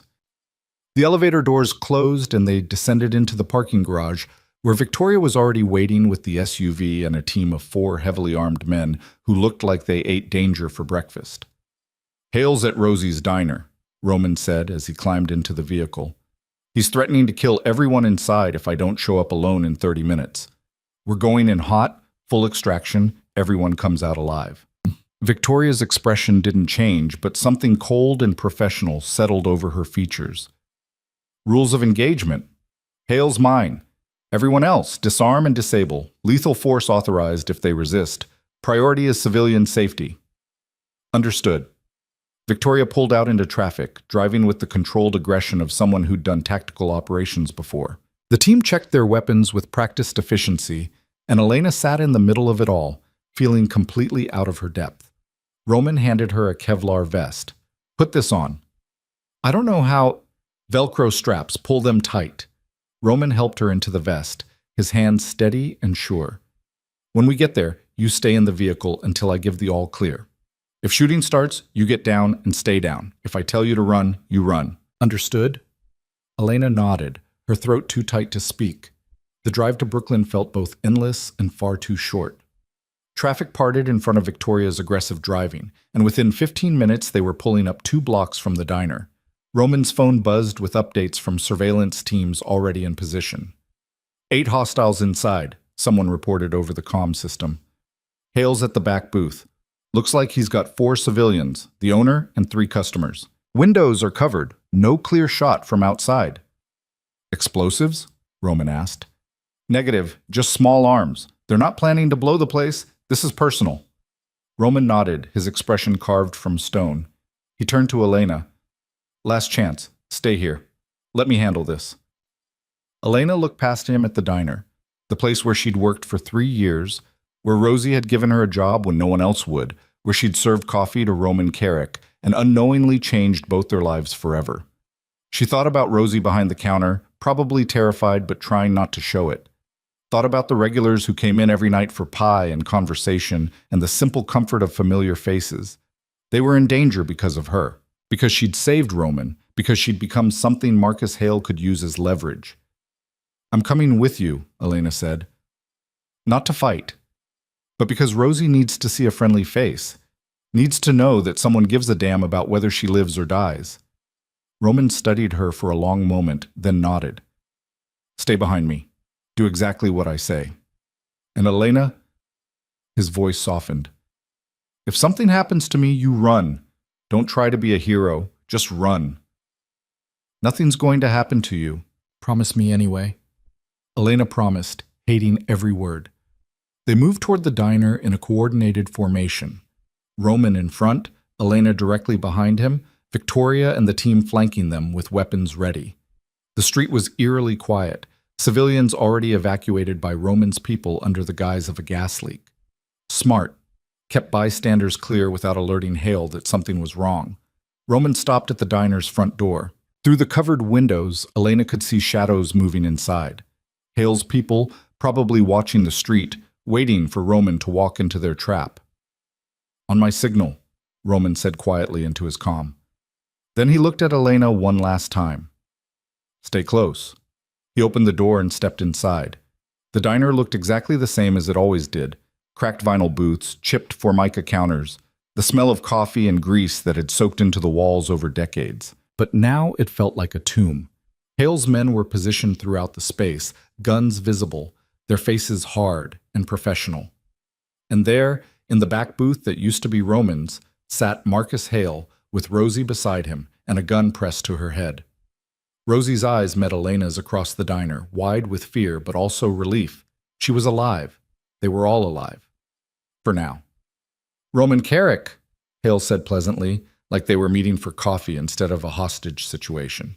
"Right on time. And you brought the girl. How considerate." "Let them go, Hale. This is between us." "Is it?" "Because from where I'm sitting, this is very much about her." Hale's gun didn't waver from Rosie's temple. "You destroyed my empire for this waitress. Burned everything I built just to protect someone who means nothing in the grand scheme of things. That's not business, Roman. That's emotion. Weakness. It's called having principles. You should try it sometime." Hale laughed, the sound brittle and wrong. "Principles. Is that what you call it?" "I call it stupidity. You could have walked away. Could have let me have the girl, avoided all this unpleasantness. But no, you had to play hero, had to prove you were better than me." "I don't have to prove anything. You did it for me the moment you decided to threaten innocent people." "Innocent?" Hale's smile was vicious. "There's no such thing. Everyone's guilty of something. This woman—" He pressed the gun harder against Rosie's head. "Probably cheats on her taxes. These customers probably have parking tickets they haven't paid. The girl you're trying to save probably jaywalks every day of her life. Nobody's innocent, Roman. We're all just choosing which rules to break." "Let them go," Roman repeated, his voice deadly calm. "Take me instead. That's what you want, isn't it? Revenge? Make it personal. Put the gun to my head and pull the trigger. But let the civilians walk." Hale pretended to consider it. "Tempting, but I think I'll keep them right where they are. Insurance, you understand. Because the moment I let them go, your people outside are going to put a bullet in my head. This way, everyone stays nice and civil." Elena's heart was hammering so hard she thought it might crack her ribs. She could see the calculation in Hale's eyes, the cold math of a man who'd already decided how this ended. He was going to kill them all.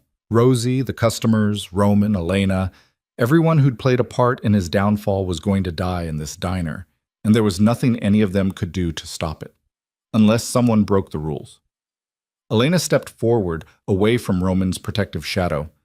"Wait," she said. "If you want revenge, take it from me. I'm the one who saved Roman. I'm the reason all of this started. So let everyone else go and we'll call it even." "Elena, no," Roman started, but Hale was already smiling. "Now that's interesting.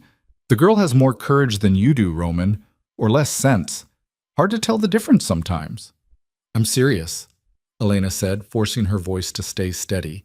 "You let Rosie and the customers walk out that door, and I'll stay. No resistance, no tricks, just me for them. Hale's eyes gleamed with malicious pleasure. And what makes you think your life is worth 3 strangers? Because it's the one thing Roman values more than his empire. You said it yourself, he destroyed everything to protect me. So take me, hurt me, kill me if that's what you need. But let the innocent people go first. Roman moved to grab her, but Elena was already walking toward Hale, her hands raised, showing she wasn't a threat. Behind her, she could hear Victoria's voice in Roman's ear, probably telling him to take the shot, to end this before Elena got herself killed. But Roman didn't move. He just watched Elena walk into the lion's den with an expression that looked like his heart was being torn from his chest. Elena reached the booth and stood directly in front of Hale, close enough that she could see the tiny flecks of gold in his eyes, could smell the expensive cologne that probably cost more than her monthly rent used to. "Let them go," she said quietly. "Please." Hale studied her for a long moment. Then he pulled the gun away from Rosie's head and gestured toward the door. "Go, all of you. Run along before I change my mind." Rosie didn't move. "Elena, go," Elena said firmly. "I'll be fine. Just go." Rosie stood slowly, her eyes locked on Elena's, trying to communicate something that Elena couldn't quite read.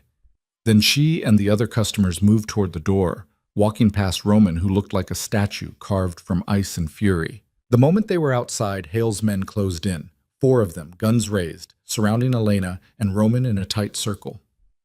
Hale stood and stretched like someone who'd been sitting too long. "Well," he said pleasantly, "now that we've dispensed with the unnecessary witnesses, shall we get down to business?" "You said you'd let her go," Roman said, his voice deadly quiet. "I said I'd let them go. Them being the waitress and the customers. I never said anything about your girlfriend here." Hale smiled. "She walked into my trap voluntarily. That makes her fair game." Elena's stomach dropped as she realized just how badly she'd miscalculated. Hale had never intended to honor any deal. He'd just wanted the other hostages gone so he could focus all his attention on destroying the 2 people who mattered most. "Last chance, Hale," Roman said. "Walk away now. Disappear. Leave the country. I'll give you a 12-hour head start before I tell the feds where to find you." "Generous, but I think I'll pass." Hale nodded to his men. "Kill them both. Make it slow." The gunmen raised their weapons, and all hell broke loose. The windows exploded inward as Victoria's team came through in a coordinated breach, flashbangs turning the world white and deafening. Elena hit the floor as bullets started flying, her hands over her head, trying to make herself as small as possible. Above her, Roman moved with lethal precision. He'd already drawn his gun and put 2 rounds into the nearest gunman before the man could even turn. Victoria came through the window like an avenging angel, her weapon tracking and firing in controlled bursts that dropped another of Hale's men. The diner had become a war zone. Elena crawled behind the counter, trying to get to cover, her ears ringing from the gunfire and flashbangs. She could hear Roman shouting orders, could hear return fire from Hale's remaining men, could hear the sickening sound of bullets punching through walls and glass and human bodies. Then sudden silence. Elena peered over the counter. 3 of Hale's men were down. The 4th had his hands raised in surrender, Victoria's gun pointed at his head. And there, in the center of it all, stood Roman and Marcus Hale, facing each other like gunslingers in an old western. "It's over, Hale," Roman said quietly.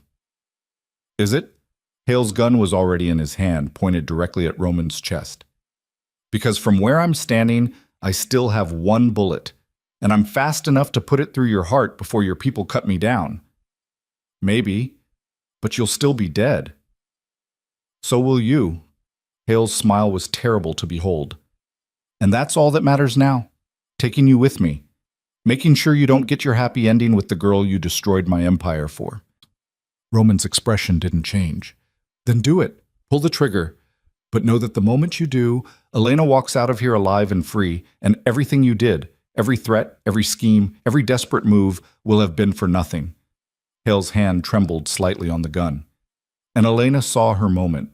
She grabbed the coffee pot from behind the counter, still hot from the morning's brew, and threw it directly at Hale's face. Hale screamed, his gun hand jerking up reflexively as boiling coffee hit his eyes. Roman moved instantly, closing the distance and striking Hale's wrist with enough force to send the gun clattering across the floor. Victoria was there in a heartbeat, forcing Hale to the ground, her knee in his back and her gun pressed to his skull. "Don't move," she said calmly. "I've been waiting for an excuse all night." It was over. Just like that. Marcus Hale lay on the filthy diner floor, his face blistered from coffee burns, his empire in ruins, his freedom measured in the seconds before federal agents arrived to take him into custody. All his power, all his schemes, all his carefully constructed control had collapsed in the space of a single night. And Elena stood behind the counter, still holding an empty coffee pot, her whole body shaking with adrenaline and relief and the sudden understanding that she'd survived something that should have killed her. Roman was beside her in an instant, his hands on her face, checking for injuries, his eyes wild with something that looked almost like panic. "Are you hurt? Elena, talk to me. Are you hurt?" "I'm okay. Her voice broke. "I threw coffee at him." "You threw coffee at a man pointing a gun at me. It was all I had." And then Roman was laughing. Actual laughter, raw and relieved and completely inappropriate for a crime scene. He pulled Elena into his arms and held her like she might disappear if he let go, his face buried in her hair. "You're insane," he said into her hair, "completely insane, and I'm so glad you're alive." Elena clung to him, her hands fisted in his jacket, letting herself shake now that the danger was past. Around them, Victoria's team was securing the scene, calling in the authorities, making sure Hale's people were disarmed and restrained. But all Elena could focus on was Roman's heartbeat against her cheek, steady and strong and alive. They'd survived. Both of them. Against all odds and reasonable expectations, they'd actually survived. Sirens wailed in the distance, growing closer. Federal agents would be here soon to take Hale into custody, to collect evidence, to ask questions that Roman would answer with the careful precision of someone who'd prepared for this moment. But for now, in the wreckage of Rosie's diner with the taste of smoke still in her lungs and coffee splattered across the floor, Elena let herself believe that maybe, just maybe, the worst was finally over. The federal agents arrived exactly 7 minutes after Hale hit the floor. Elena watched from the diner's doorway as they swarmed the scene with the practiced efficiency of people who'd done this 1,000 times before. Marcus Hale was hauled to his feet, his face still red and blistered from the coffee burns, his hands cuffed behind his back with enough force to make him wince. The man who'd orchestrated her terror for 8 months, who'd bought pieces of her life like she was something to be owned, looked small now, diminished, just another criminal being processed through a system that would grind him down to nothing. "Elena Vale?" One of the agents approached her, his badge glinting in the morning light. "I'm Special Agent Morrison. I need to ask you a few questions about what happened here." Elena glanced at Roman, who nodded once. Permission, or maybe just acknowledgement that this was part of the price they'd have to pay for survival. She spent the next 2 hours giving her statement, told them about the stalker, about Roman's protection, about Hale's threats, and the fire and the hostage situation that had nearly ended with everyone dead. The agents listened with expressions that gave away nothing, taking notes on tablets and occasionally asking questions that felt designed to catch inconsistencies. But Elena had nothing to hide, not anymore. When they finally let her go, dawn had fully broken over Brooklyn.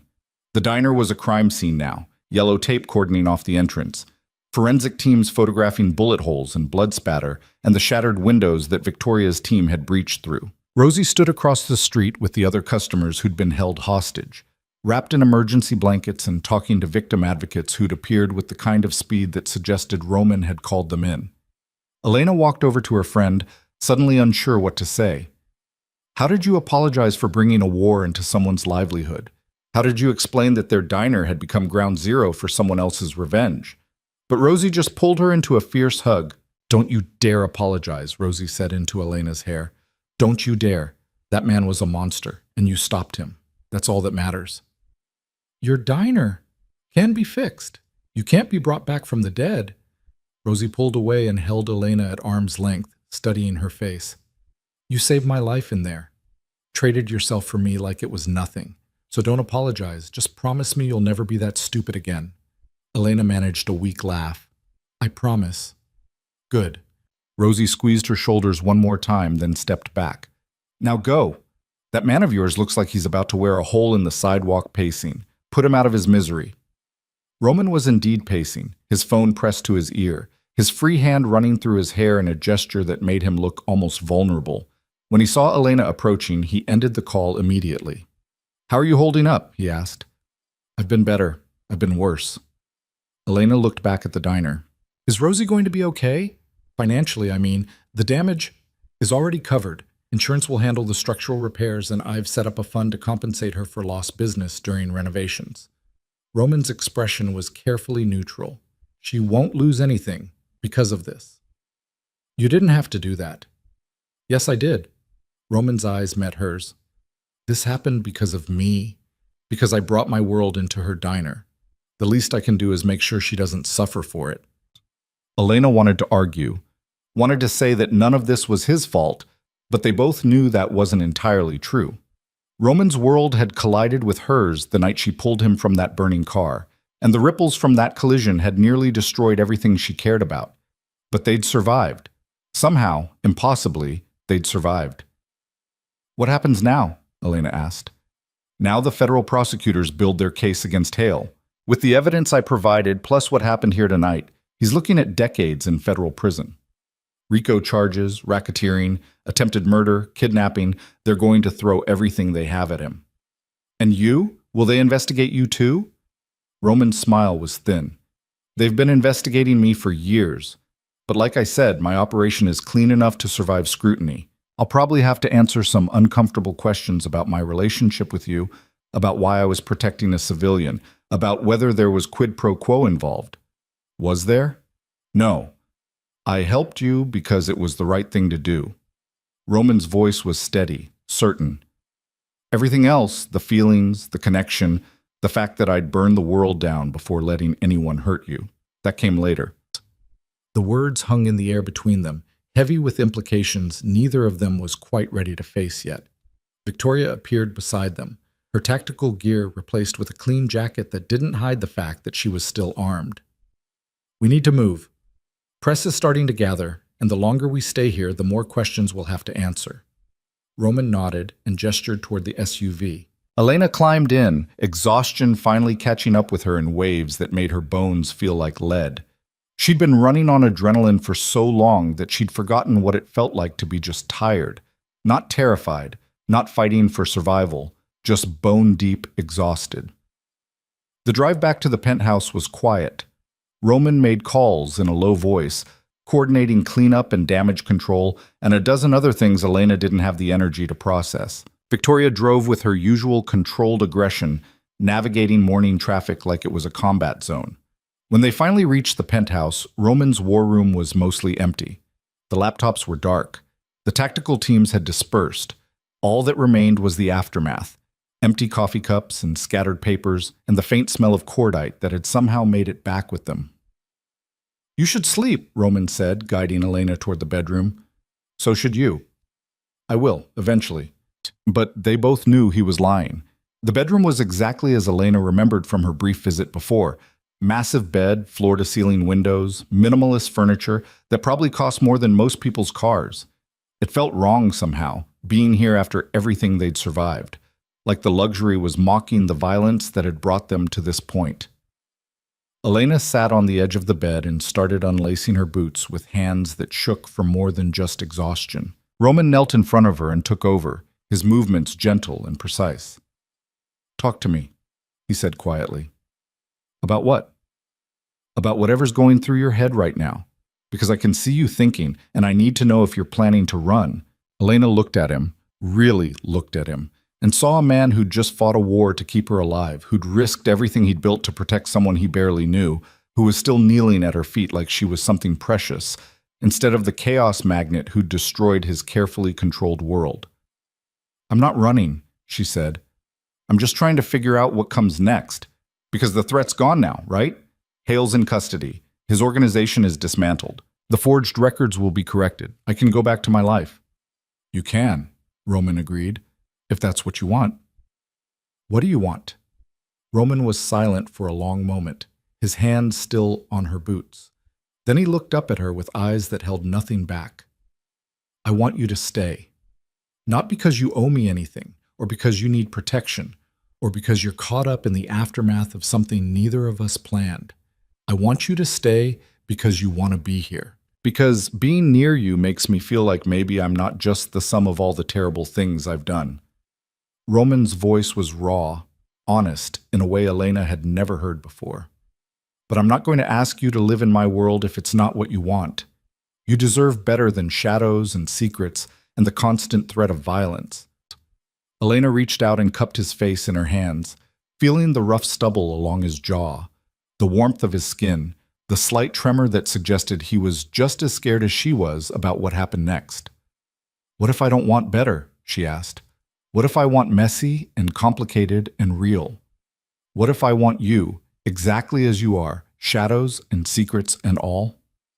Roman's eyes closed briefly, like her words had physically impacted him. "Then I'm the luckiest bastard alive, or the most foolish. Probably both." Roman stood and pulled Elena to her feet, then into his arms, holding her like she was the only solid thing in a world that had tried to tear them apart. "Sleep. We'll figure out the rest when you wake up." But Elena didn't want to sleep. She wanted to stay in this moment, suspended between the violence of the past and the uncertainty of the future, where the only thing that mattered was Roman's heartbeat against her cheek and the simple fact that they were both still breathing. "Stay with me," she whispered. Roman nodded and kicked off his own boots, then lay down beside her on top of the covers, still fully dressed. Elena curled into his side, her head on his chest, and let exhaustion finally drag her under. She woke to afternoon sunlight streaming through the windows and the smell of fresh coffee. Roman was gone, but she could hear voices in the other room, his and Victoria's, discussing something in tones too low for Elena to make out. She found them in the kitchen, both hunched over a laptop showing what looked like legal documents. "What's happening?" Elena asked. Victoria looked up first. "Good, you're awake. We need your signature on some paperwork." "What paperwork?" Roman gestured to the screen. "The forged records Hale created are being corrected. Your apartment building, your bank accounts, your employment history. Everything's being transferred back to legitimate ownership or deleted entirely. But we need your authorization to proceed with some of the corrections." Elena sat down and scanned the documents. They were dense with legal language, but the core message was clear. Marcus Hale's 8-month campaign to control her life was being systematically erased. Every purchase, every forgery, every manipulation was being unwound until nothing remained but Elena's actual history. "What about the apartment?" she asked. "The one Hale bought through shell companies. Who owns it now?" Roman and Victoria exchanged a look. "You do," Victoria said finally. "The building was purchased using funds seized from Hale's organization. Federal prosecutors agreed to transfer ownership to the victims of his schemes as part of the restitution process. Your name is on the deed." Elena stared at her. "You're telling me I own my apartment building?" "You and the other tenants, collectively. It's been set up as a housing cooperative. You'll still pay rent, but it goes into building maintenance and improvements instead of lining some landlord's pockets." It was too much to process. Elena had gone from being a waitress, one missed paycheck away from homelessness, to a property owner in the span of a single night. The whiplash was making her dizzy. "What about Hale's other victims?" she asked. "The people he manipulated, the businesses he destroyed?" "Being compensated from his seized assets," Roman said. "It won't make them whole, but it's something. The prosecutors are being unusually aggressive about victim restitution this time. I think the attempted murder of civilians in a public diner made it personal for them." Elena signed the documents with shaking hands, watching her signature appear on screen after screen, each one a small reclamation of the life Hale had tried to steal from her. When she finished, Victoria closed the laptop and stood. "I'll file these with the court. Elena, it's been an experience. Try not to throw any more coffee at armed criminals." "I'll do my best."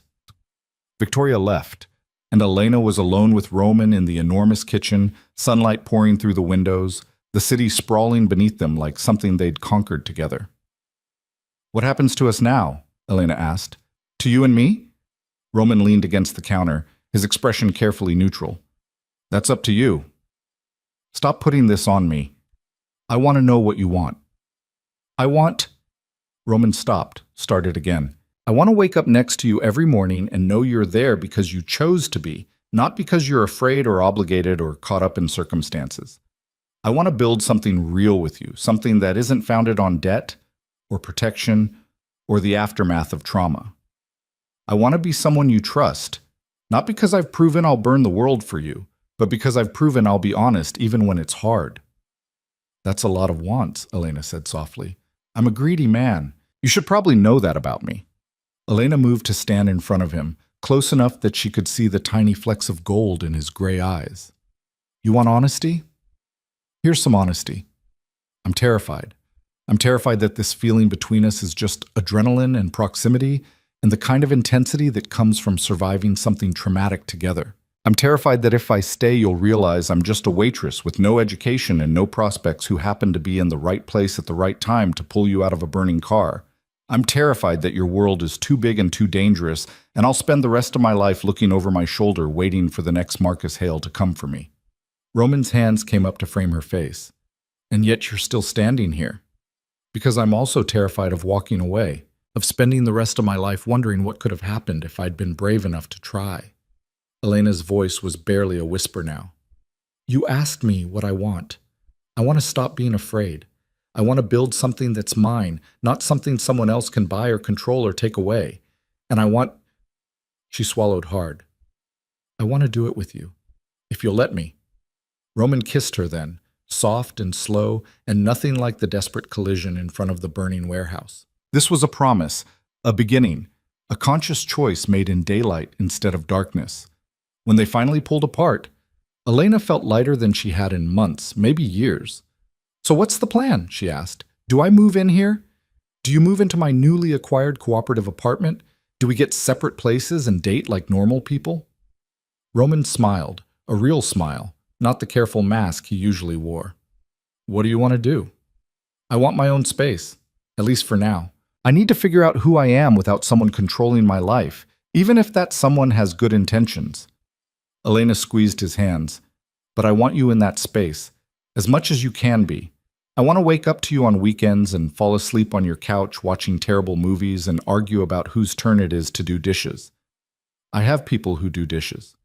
Then I want to argue about whether that's excessive or practical. Elena grinned. I want normal, whatever that looks like for us. Normal, Roman repeated like he was testing the word. I can do normal. Can you, though? Because normal means you don't get to pay my rent or solve my problems without asking or orchestrate my life from the shadows. That's going to be hard, Roman admitted. The protecting thing is kind of ingrained at this point. I'm not saying don't protect me. I'm saying ask first. Talk to me. Let me make my own choices, even if you think they're wrong. Elena's expression turned serious. I need to know that this relationship is built on partnership, not protection. That you see me as an equal, not something fragile you have to shield from the world. Roman was quiet for a moment, processing that. Then he nodded slowly. You're right, and I'm probably going to mess this up sometimes. Default back to old patterns, because that's what I know. But I'll try. I'll try to ask instead of assume, to share instead of control, to trust that you can take care of yourself.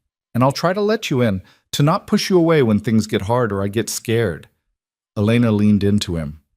We're both going to mess this up. But maybe that's okay. Maybe that's part of building something real. The next few weeks passed in a blur of normalcy that felt almost surreal after the violence that had preceded it. Elena went back to work at Rosie's diner once the repairs were finished, slinging coffee and taking orders and pretending she hadn't held the place hostage with a pot of scalding liquid.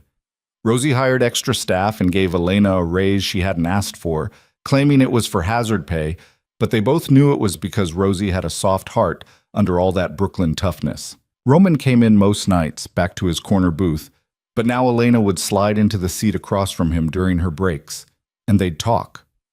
Really talk. About his businesses, the legitimate ones and the gray area ones he was slowly phasing out. About her plans to maybe go back to school, get a degree in something useful, build a future that was more than just survival.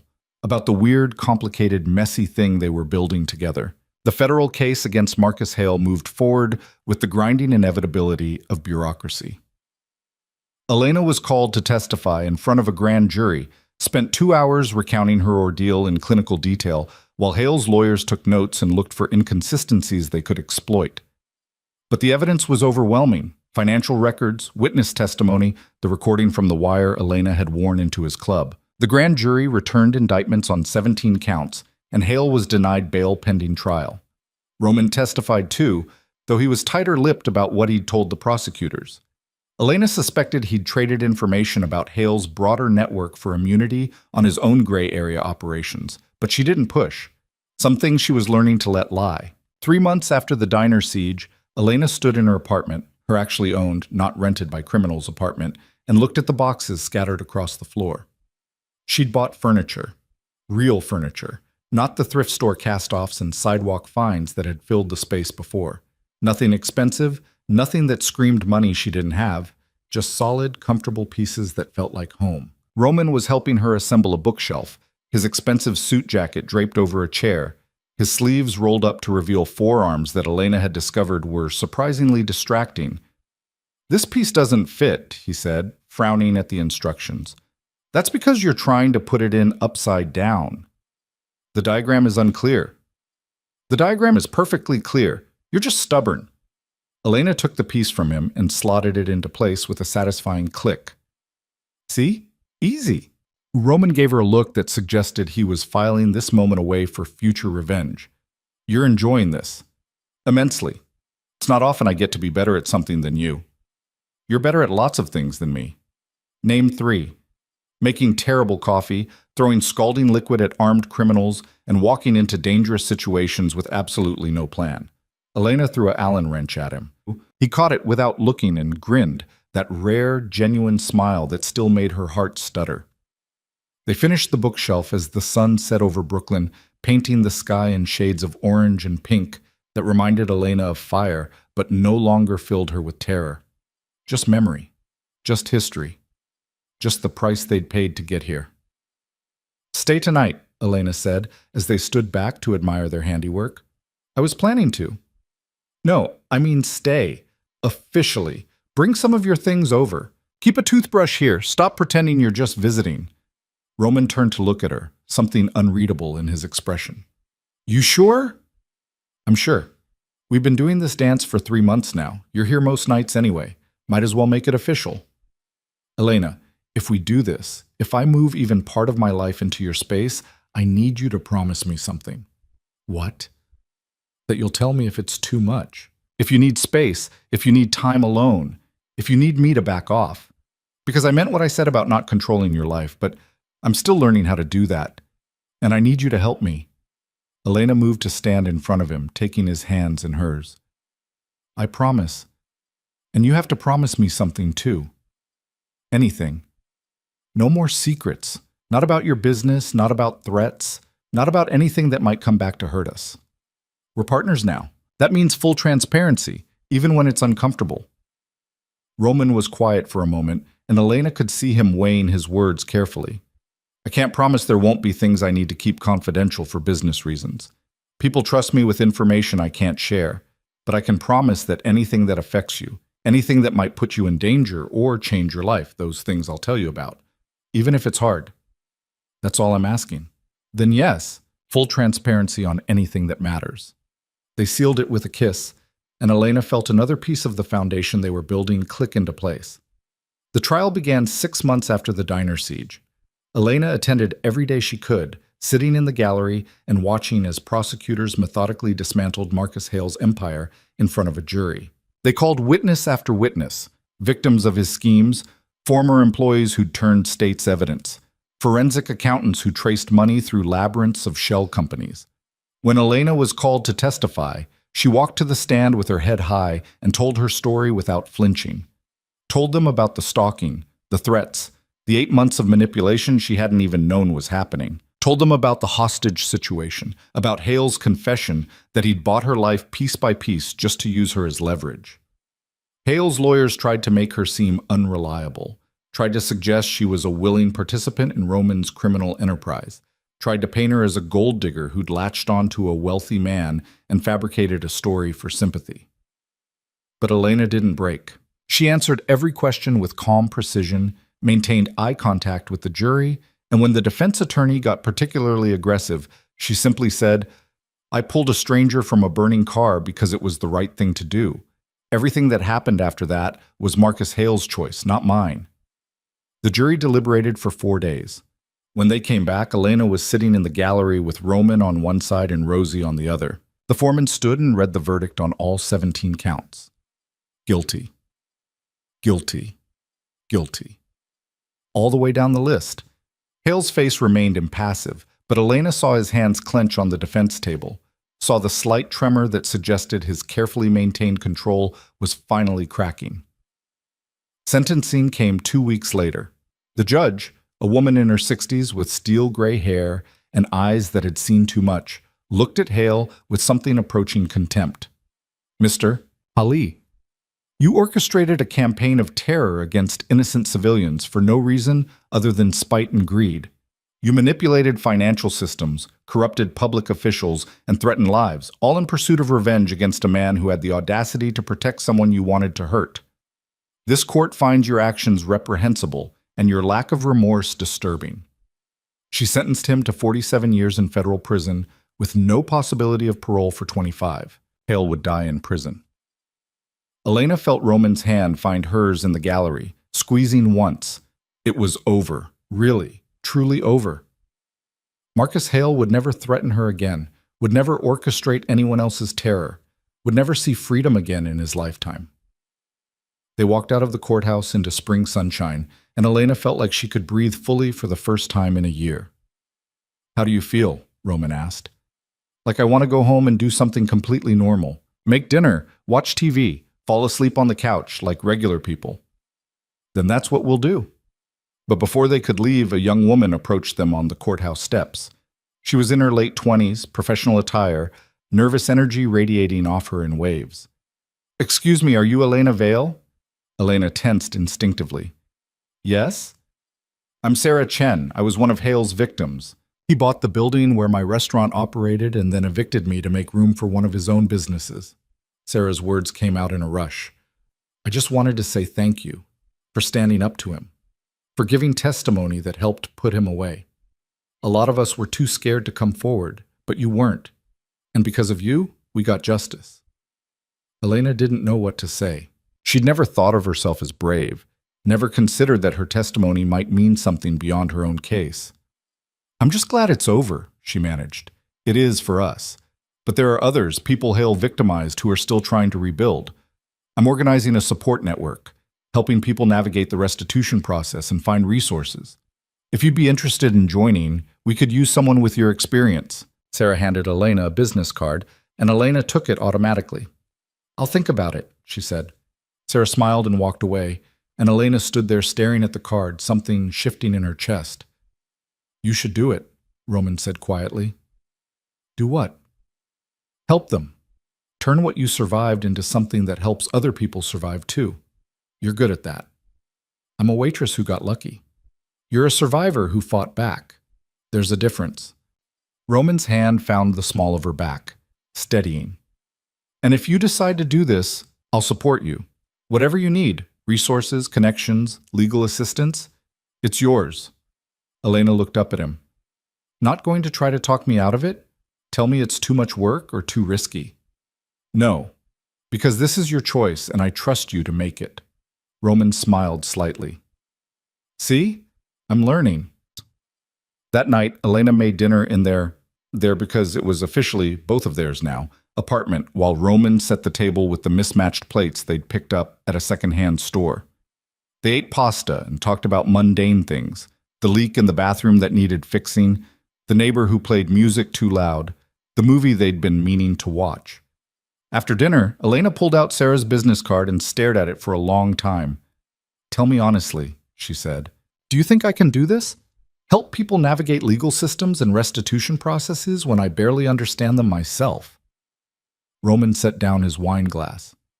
"I think you walked into a burning building to save strangers. I think you threw coffee at an armed criminal to protect me. I think you stood in front of a jury and didn't flinch when they tried to tear you apart. So yeah, I think you can do this." "It's different, though. That was survival. This is choosing to walk back into the trauma and live there." Only if you let it be trauma. It could also be purpose, meaning, a way to make sure what Hale did to you wasn't for nothing. Elena turned the card over in her hands, feeling the weight of the decision pressing down on her. Then she picked up her phone and dialed the number. Sarah answered on the second ring. Hello? Hi, it's Elena Vale from the courthouse. I've been thinking about your offer. Elena took a deep breath. I want to help. Tell me what you need. 6 months later, Elena stood in a community center in Brooklyn, facing a room full of people whose lives had been upended by Marcus Hale's schemes.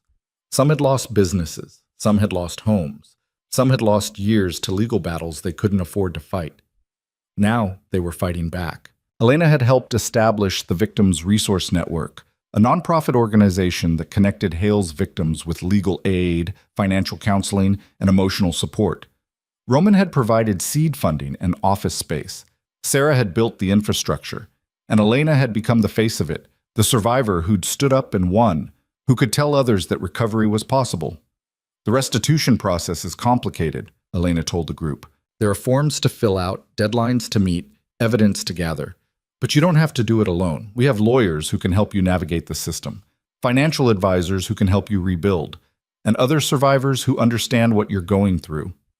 She talked for an hour, answering questions, sharing resources, watching hope slowly replace despair on faces that had carried fear for too long. When the session ended, an older man approached her, late 60s, worn hands that spoke of decades of manual labor.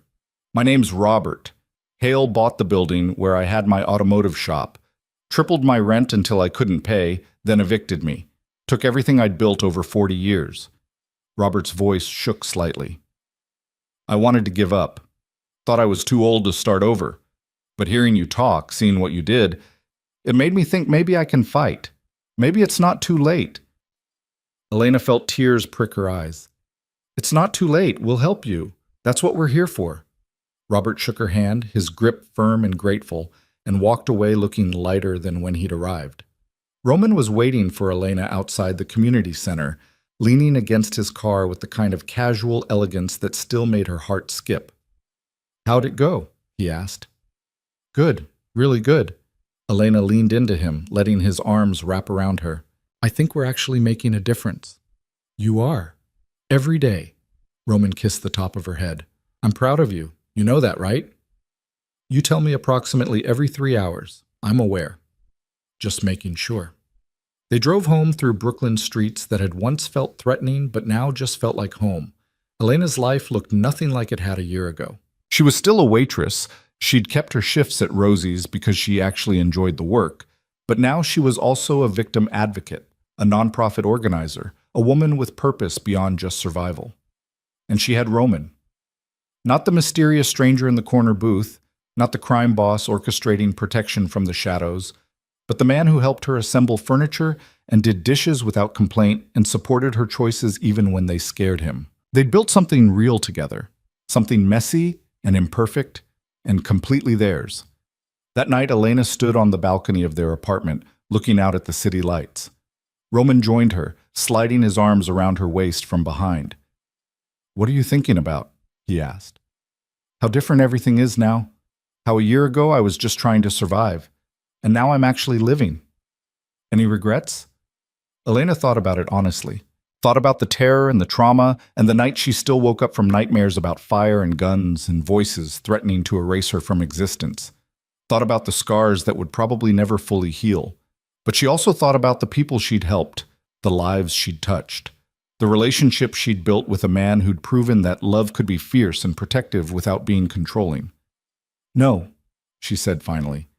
No regrets, because even the hard parts led me here, to this moment, to you, to a life that feels like mine.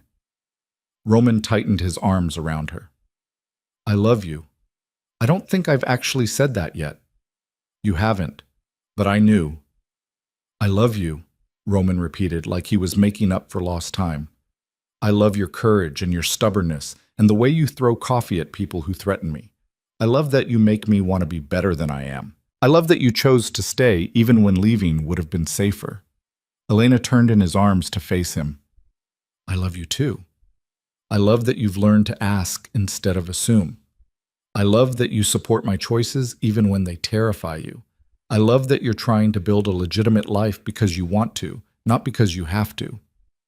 I'm still working on that last part. I know, but you're trying. That's what matters. They stood together on the balcony as night fell over Brooklyn. Two people who'd survived fire and violence and the systematic dismantling of their lives, who'd chosen each other not out of obligation or fear, but out of genuine, complicated, hard-earned love. The city stretched out before them, full of possibility and danger, and 1,000 stories being written in apartments and diners and penthouse suites. And somewhere in that vast tapestry of human experience, Elena and Roman had carved out a space that belonged only to them.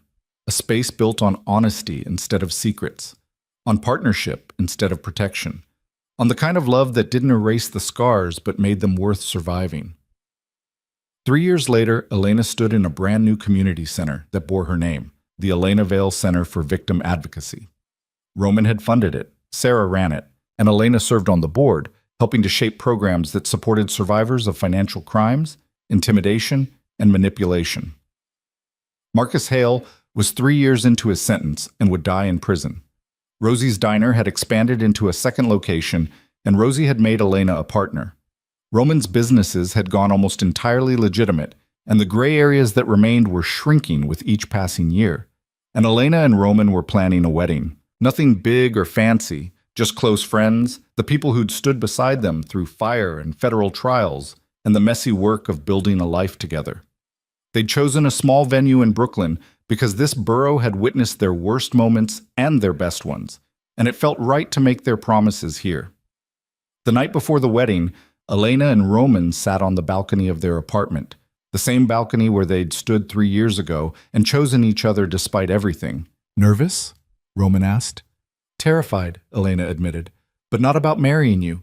About all the people who are going to be watching, about whether my dress fits right, about whether I'll trip walking down the aisle."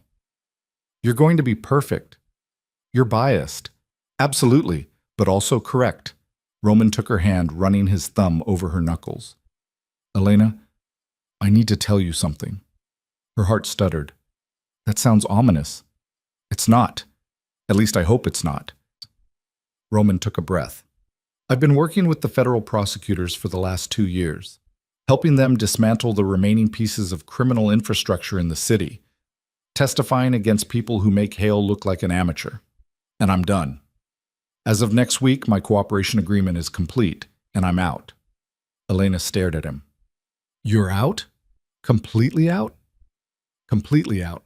No more gray areas, no more questionable business partners. No more looking over my shoulder wondering when the next Marcus Hale is going to appear." Roman's eyes met hers. "I'm going legitimate. Fully, entirely, irrevocably legitimate. Because I want to build a life with you that isn't shadowed by the things I used to do. I want us to be safe, really safe. Not just surviving, but thriving." Tears burned Elena's eyes. "You did this for us. I did this for me too. Because you showed me that there's another way to live, that I don't have to be defined by the worst things I've done, that redemption is possible if you're willing to work for it." Elena pulled him into a kiss that tasted like salt and promise, and the future they'd fought so hard to reach. The next day, Elena walked down an aisle lined with people she loved toward a man who'd learned to let her make her own choices, who'd transformed himself because she'd shown him what he could be. And when the officiant asked if she took Roman Carrick to be her husband, for better or worse, in sickness and health, through fire and federal trials and whatever other chaos life threw at them, Elena said yes without hesitation. Because they'd already survived the worst. Everything else was just living. And they'd do it together, as partners, as equals, as two people who'd been forged in flame and emerged stronger on the other side. The reception was held at Rosie's Diner because where else would it be? The place where Roman had watched Elena for months, where she'd whispered her first plea for help, where they'd survived Hale's final desperate attack.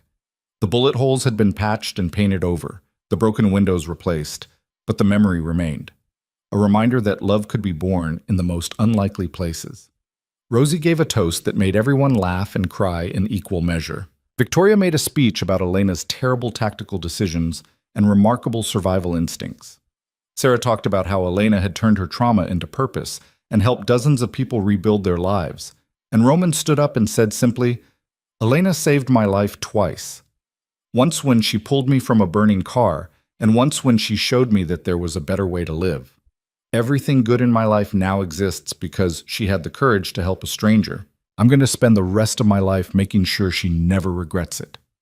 As the night wore on and the celebration continued, Elena found herself standing outside the diner, looking at the street where she'd once been stalked by strangers, where she'd been terrified and alone and convinced that her life was spiraling beyond her control. Roman joined her, sliding his jacket over her shoulders against the spring chill. "What are you thinking about?" he asked. "About how far we've come, how different everything is." Elena leaned into him. "About how I used to think saving your life was just one moment, one decision. But it wasn't.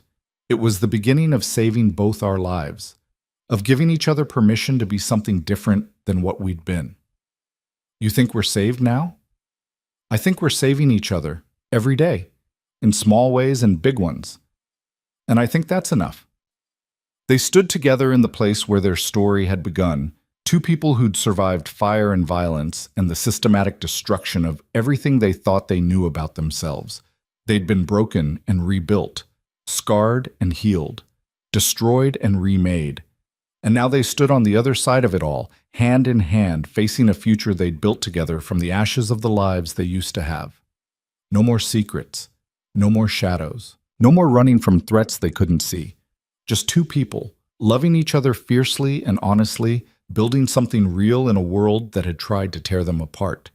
And that was more than Elena had ever thought possible on that rain-soaked night when she'd first whispered "help me" across a diner booth and changed both their lives forever.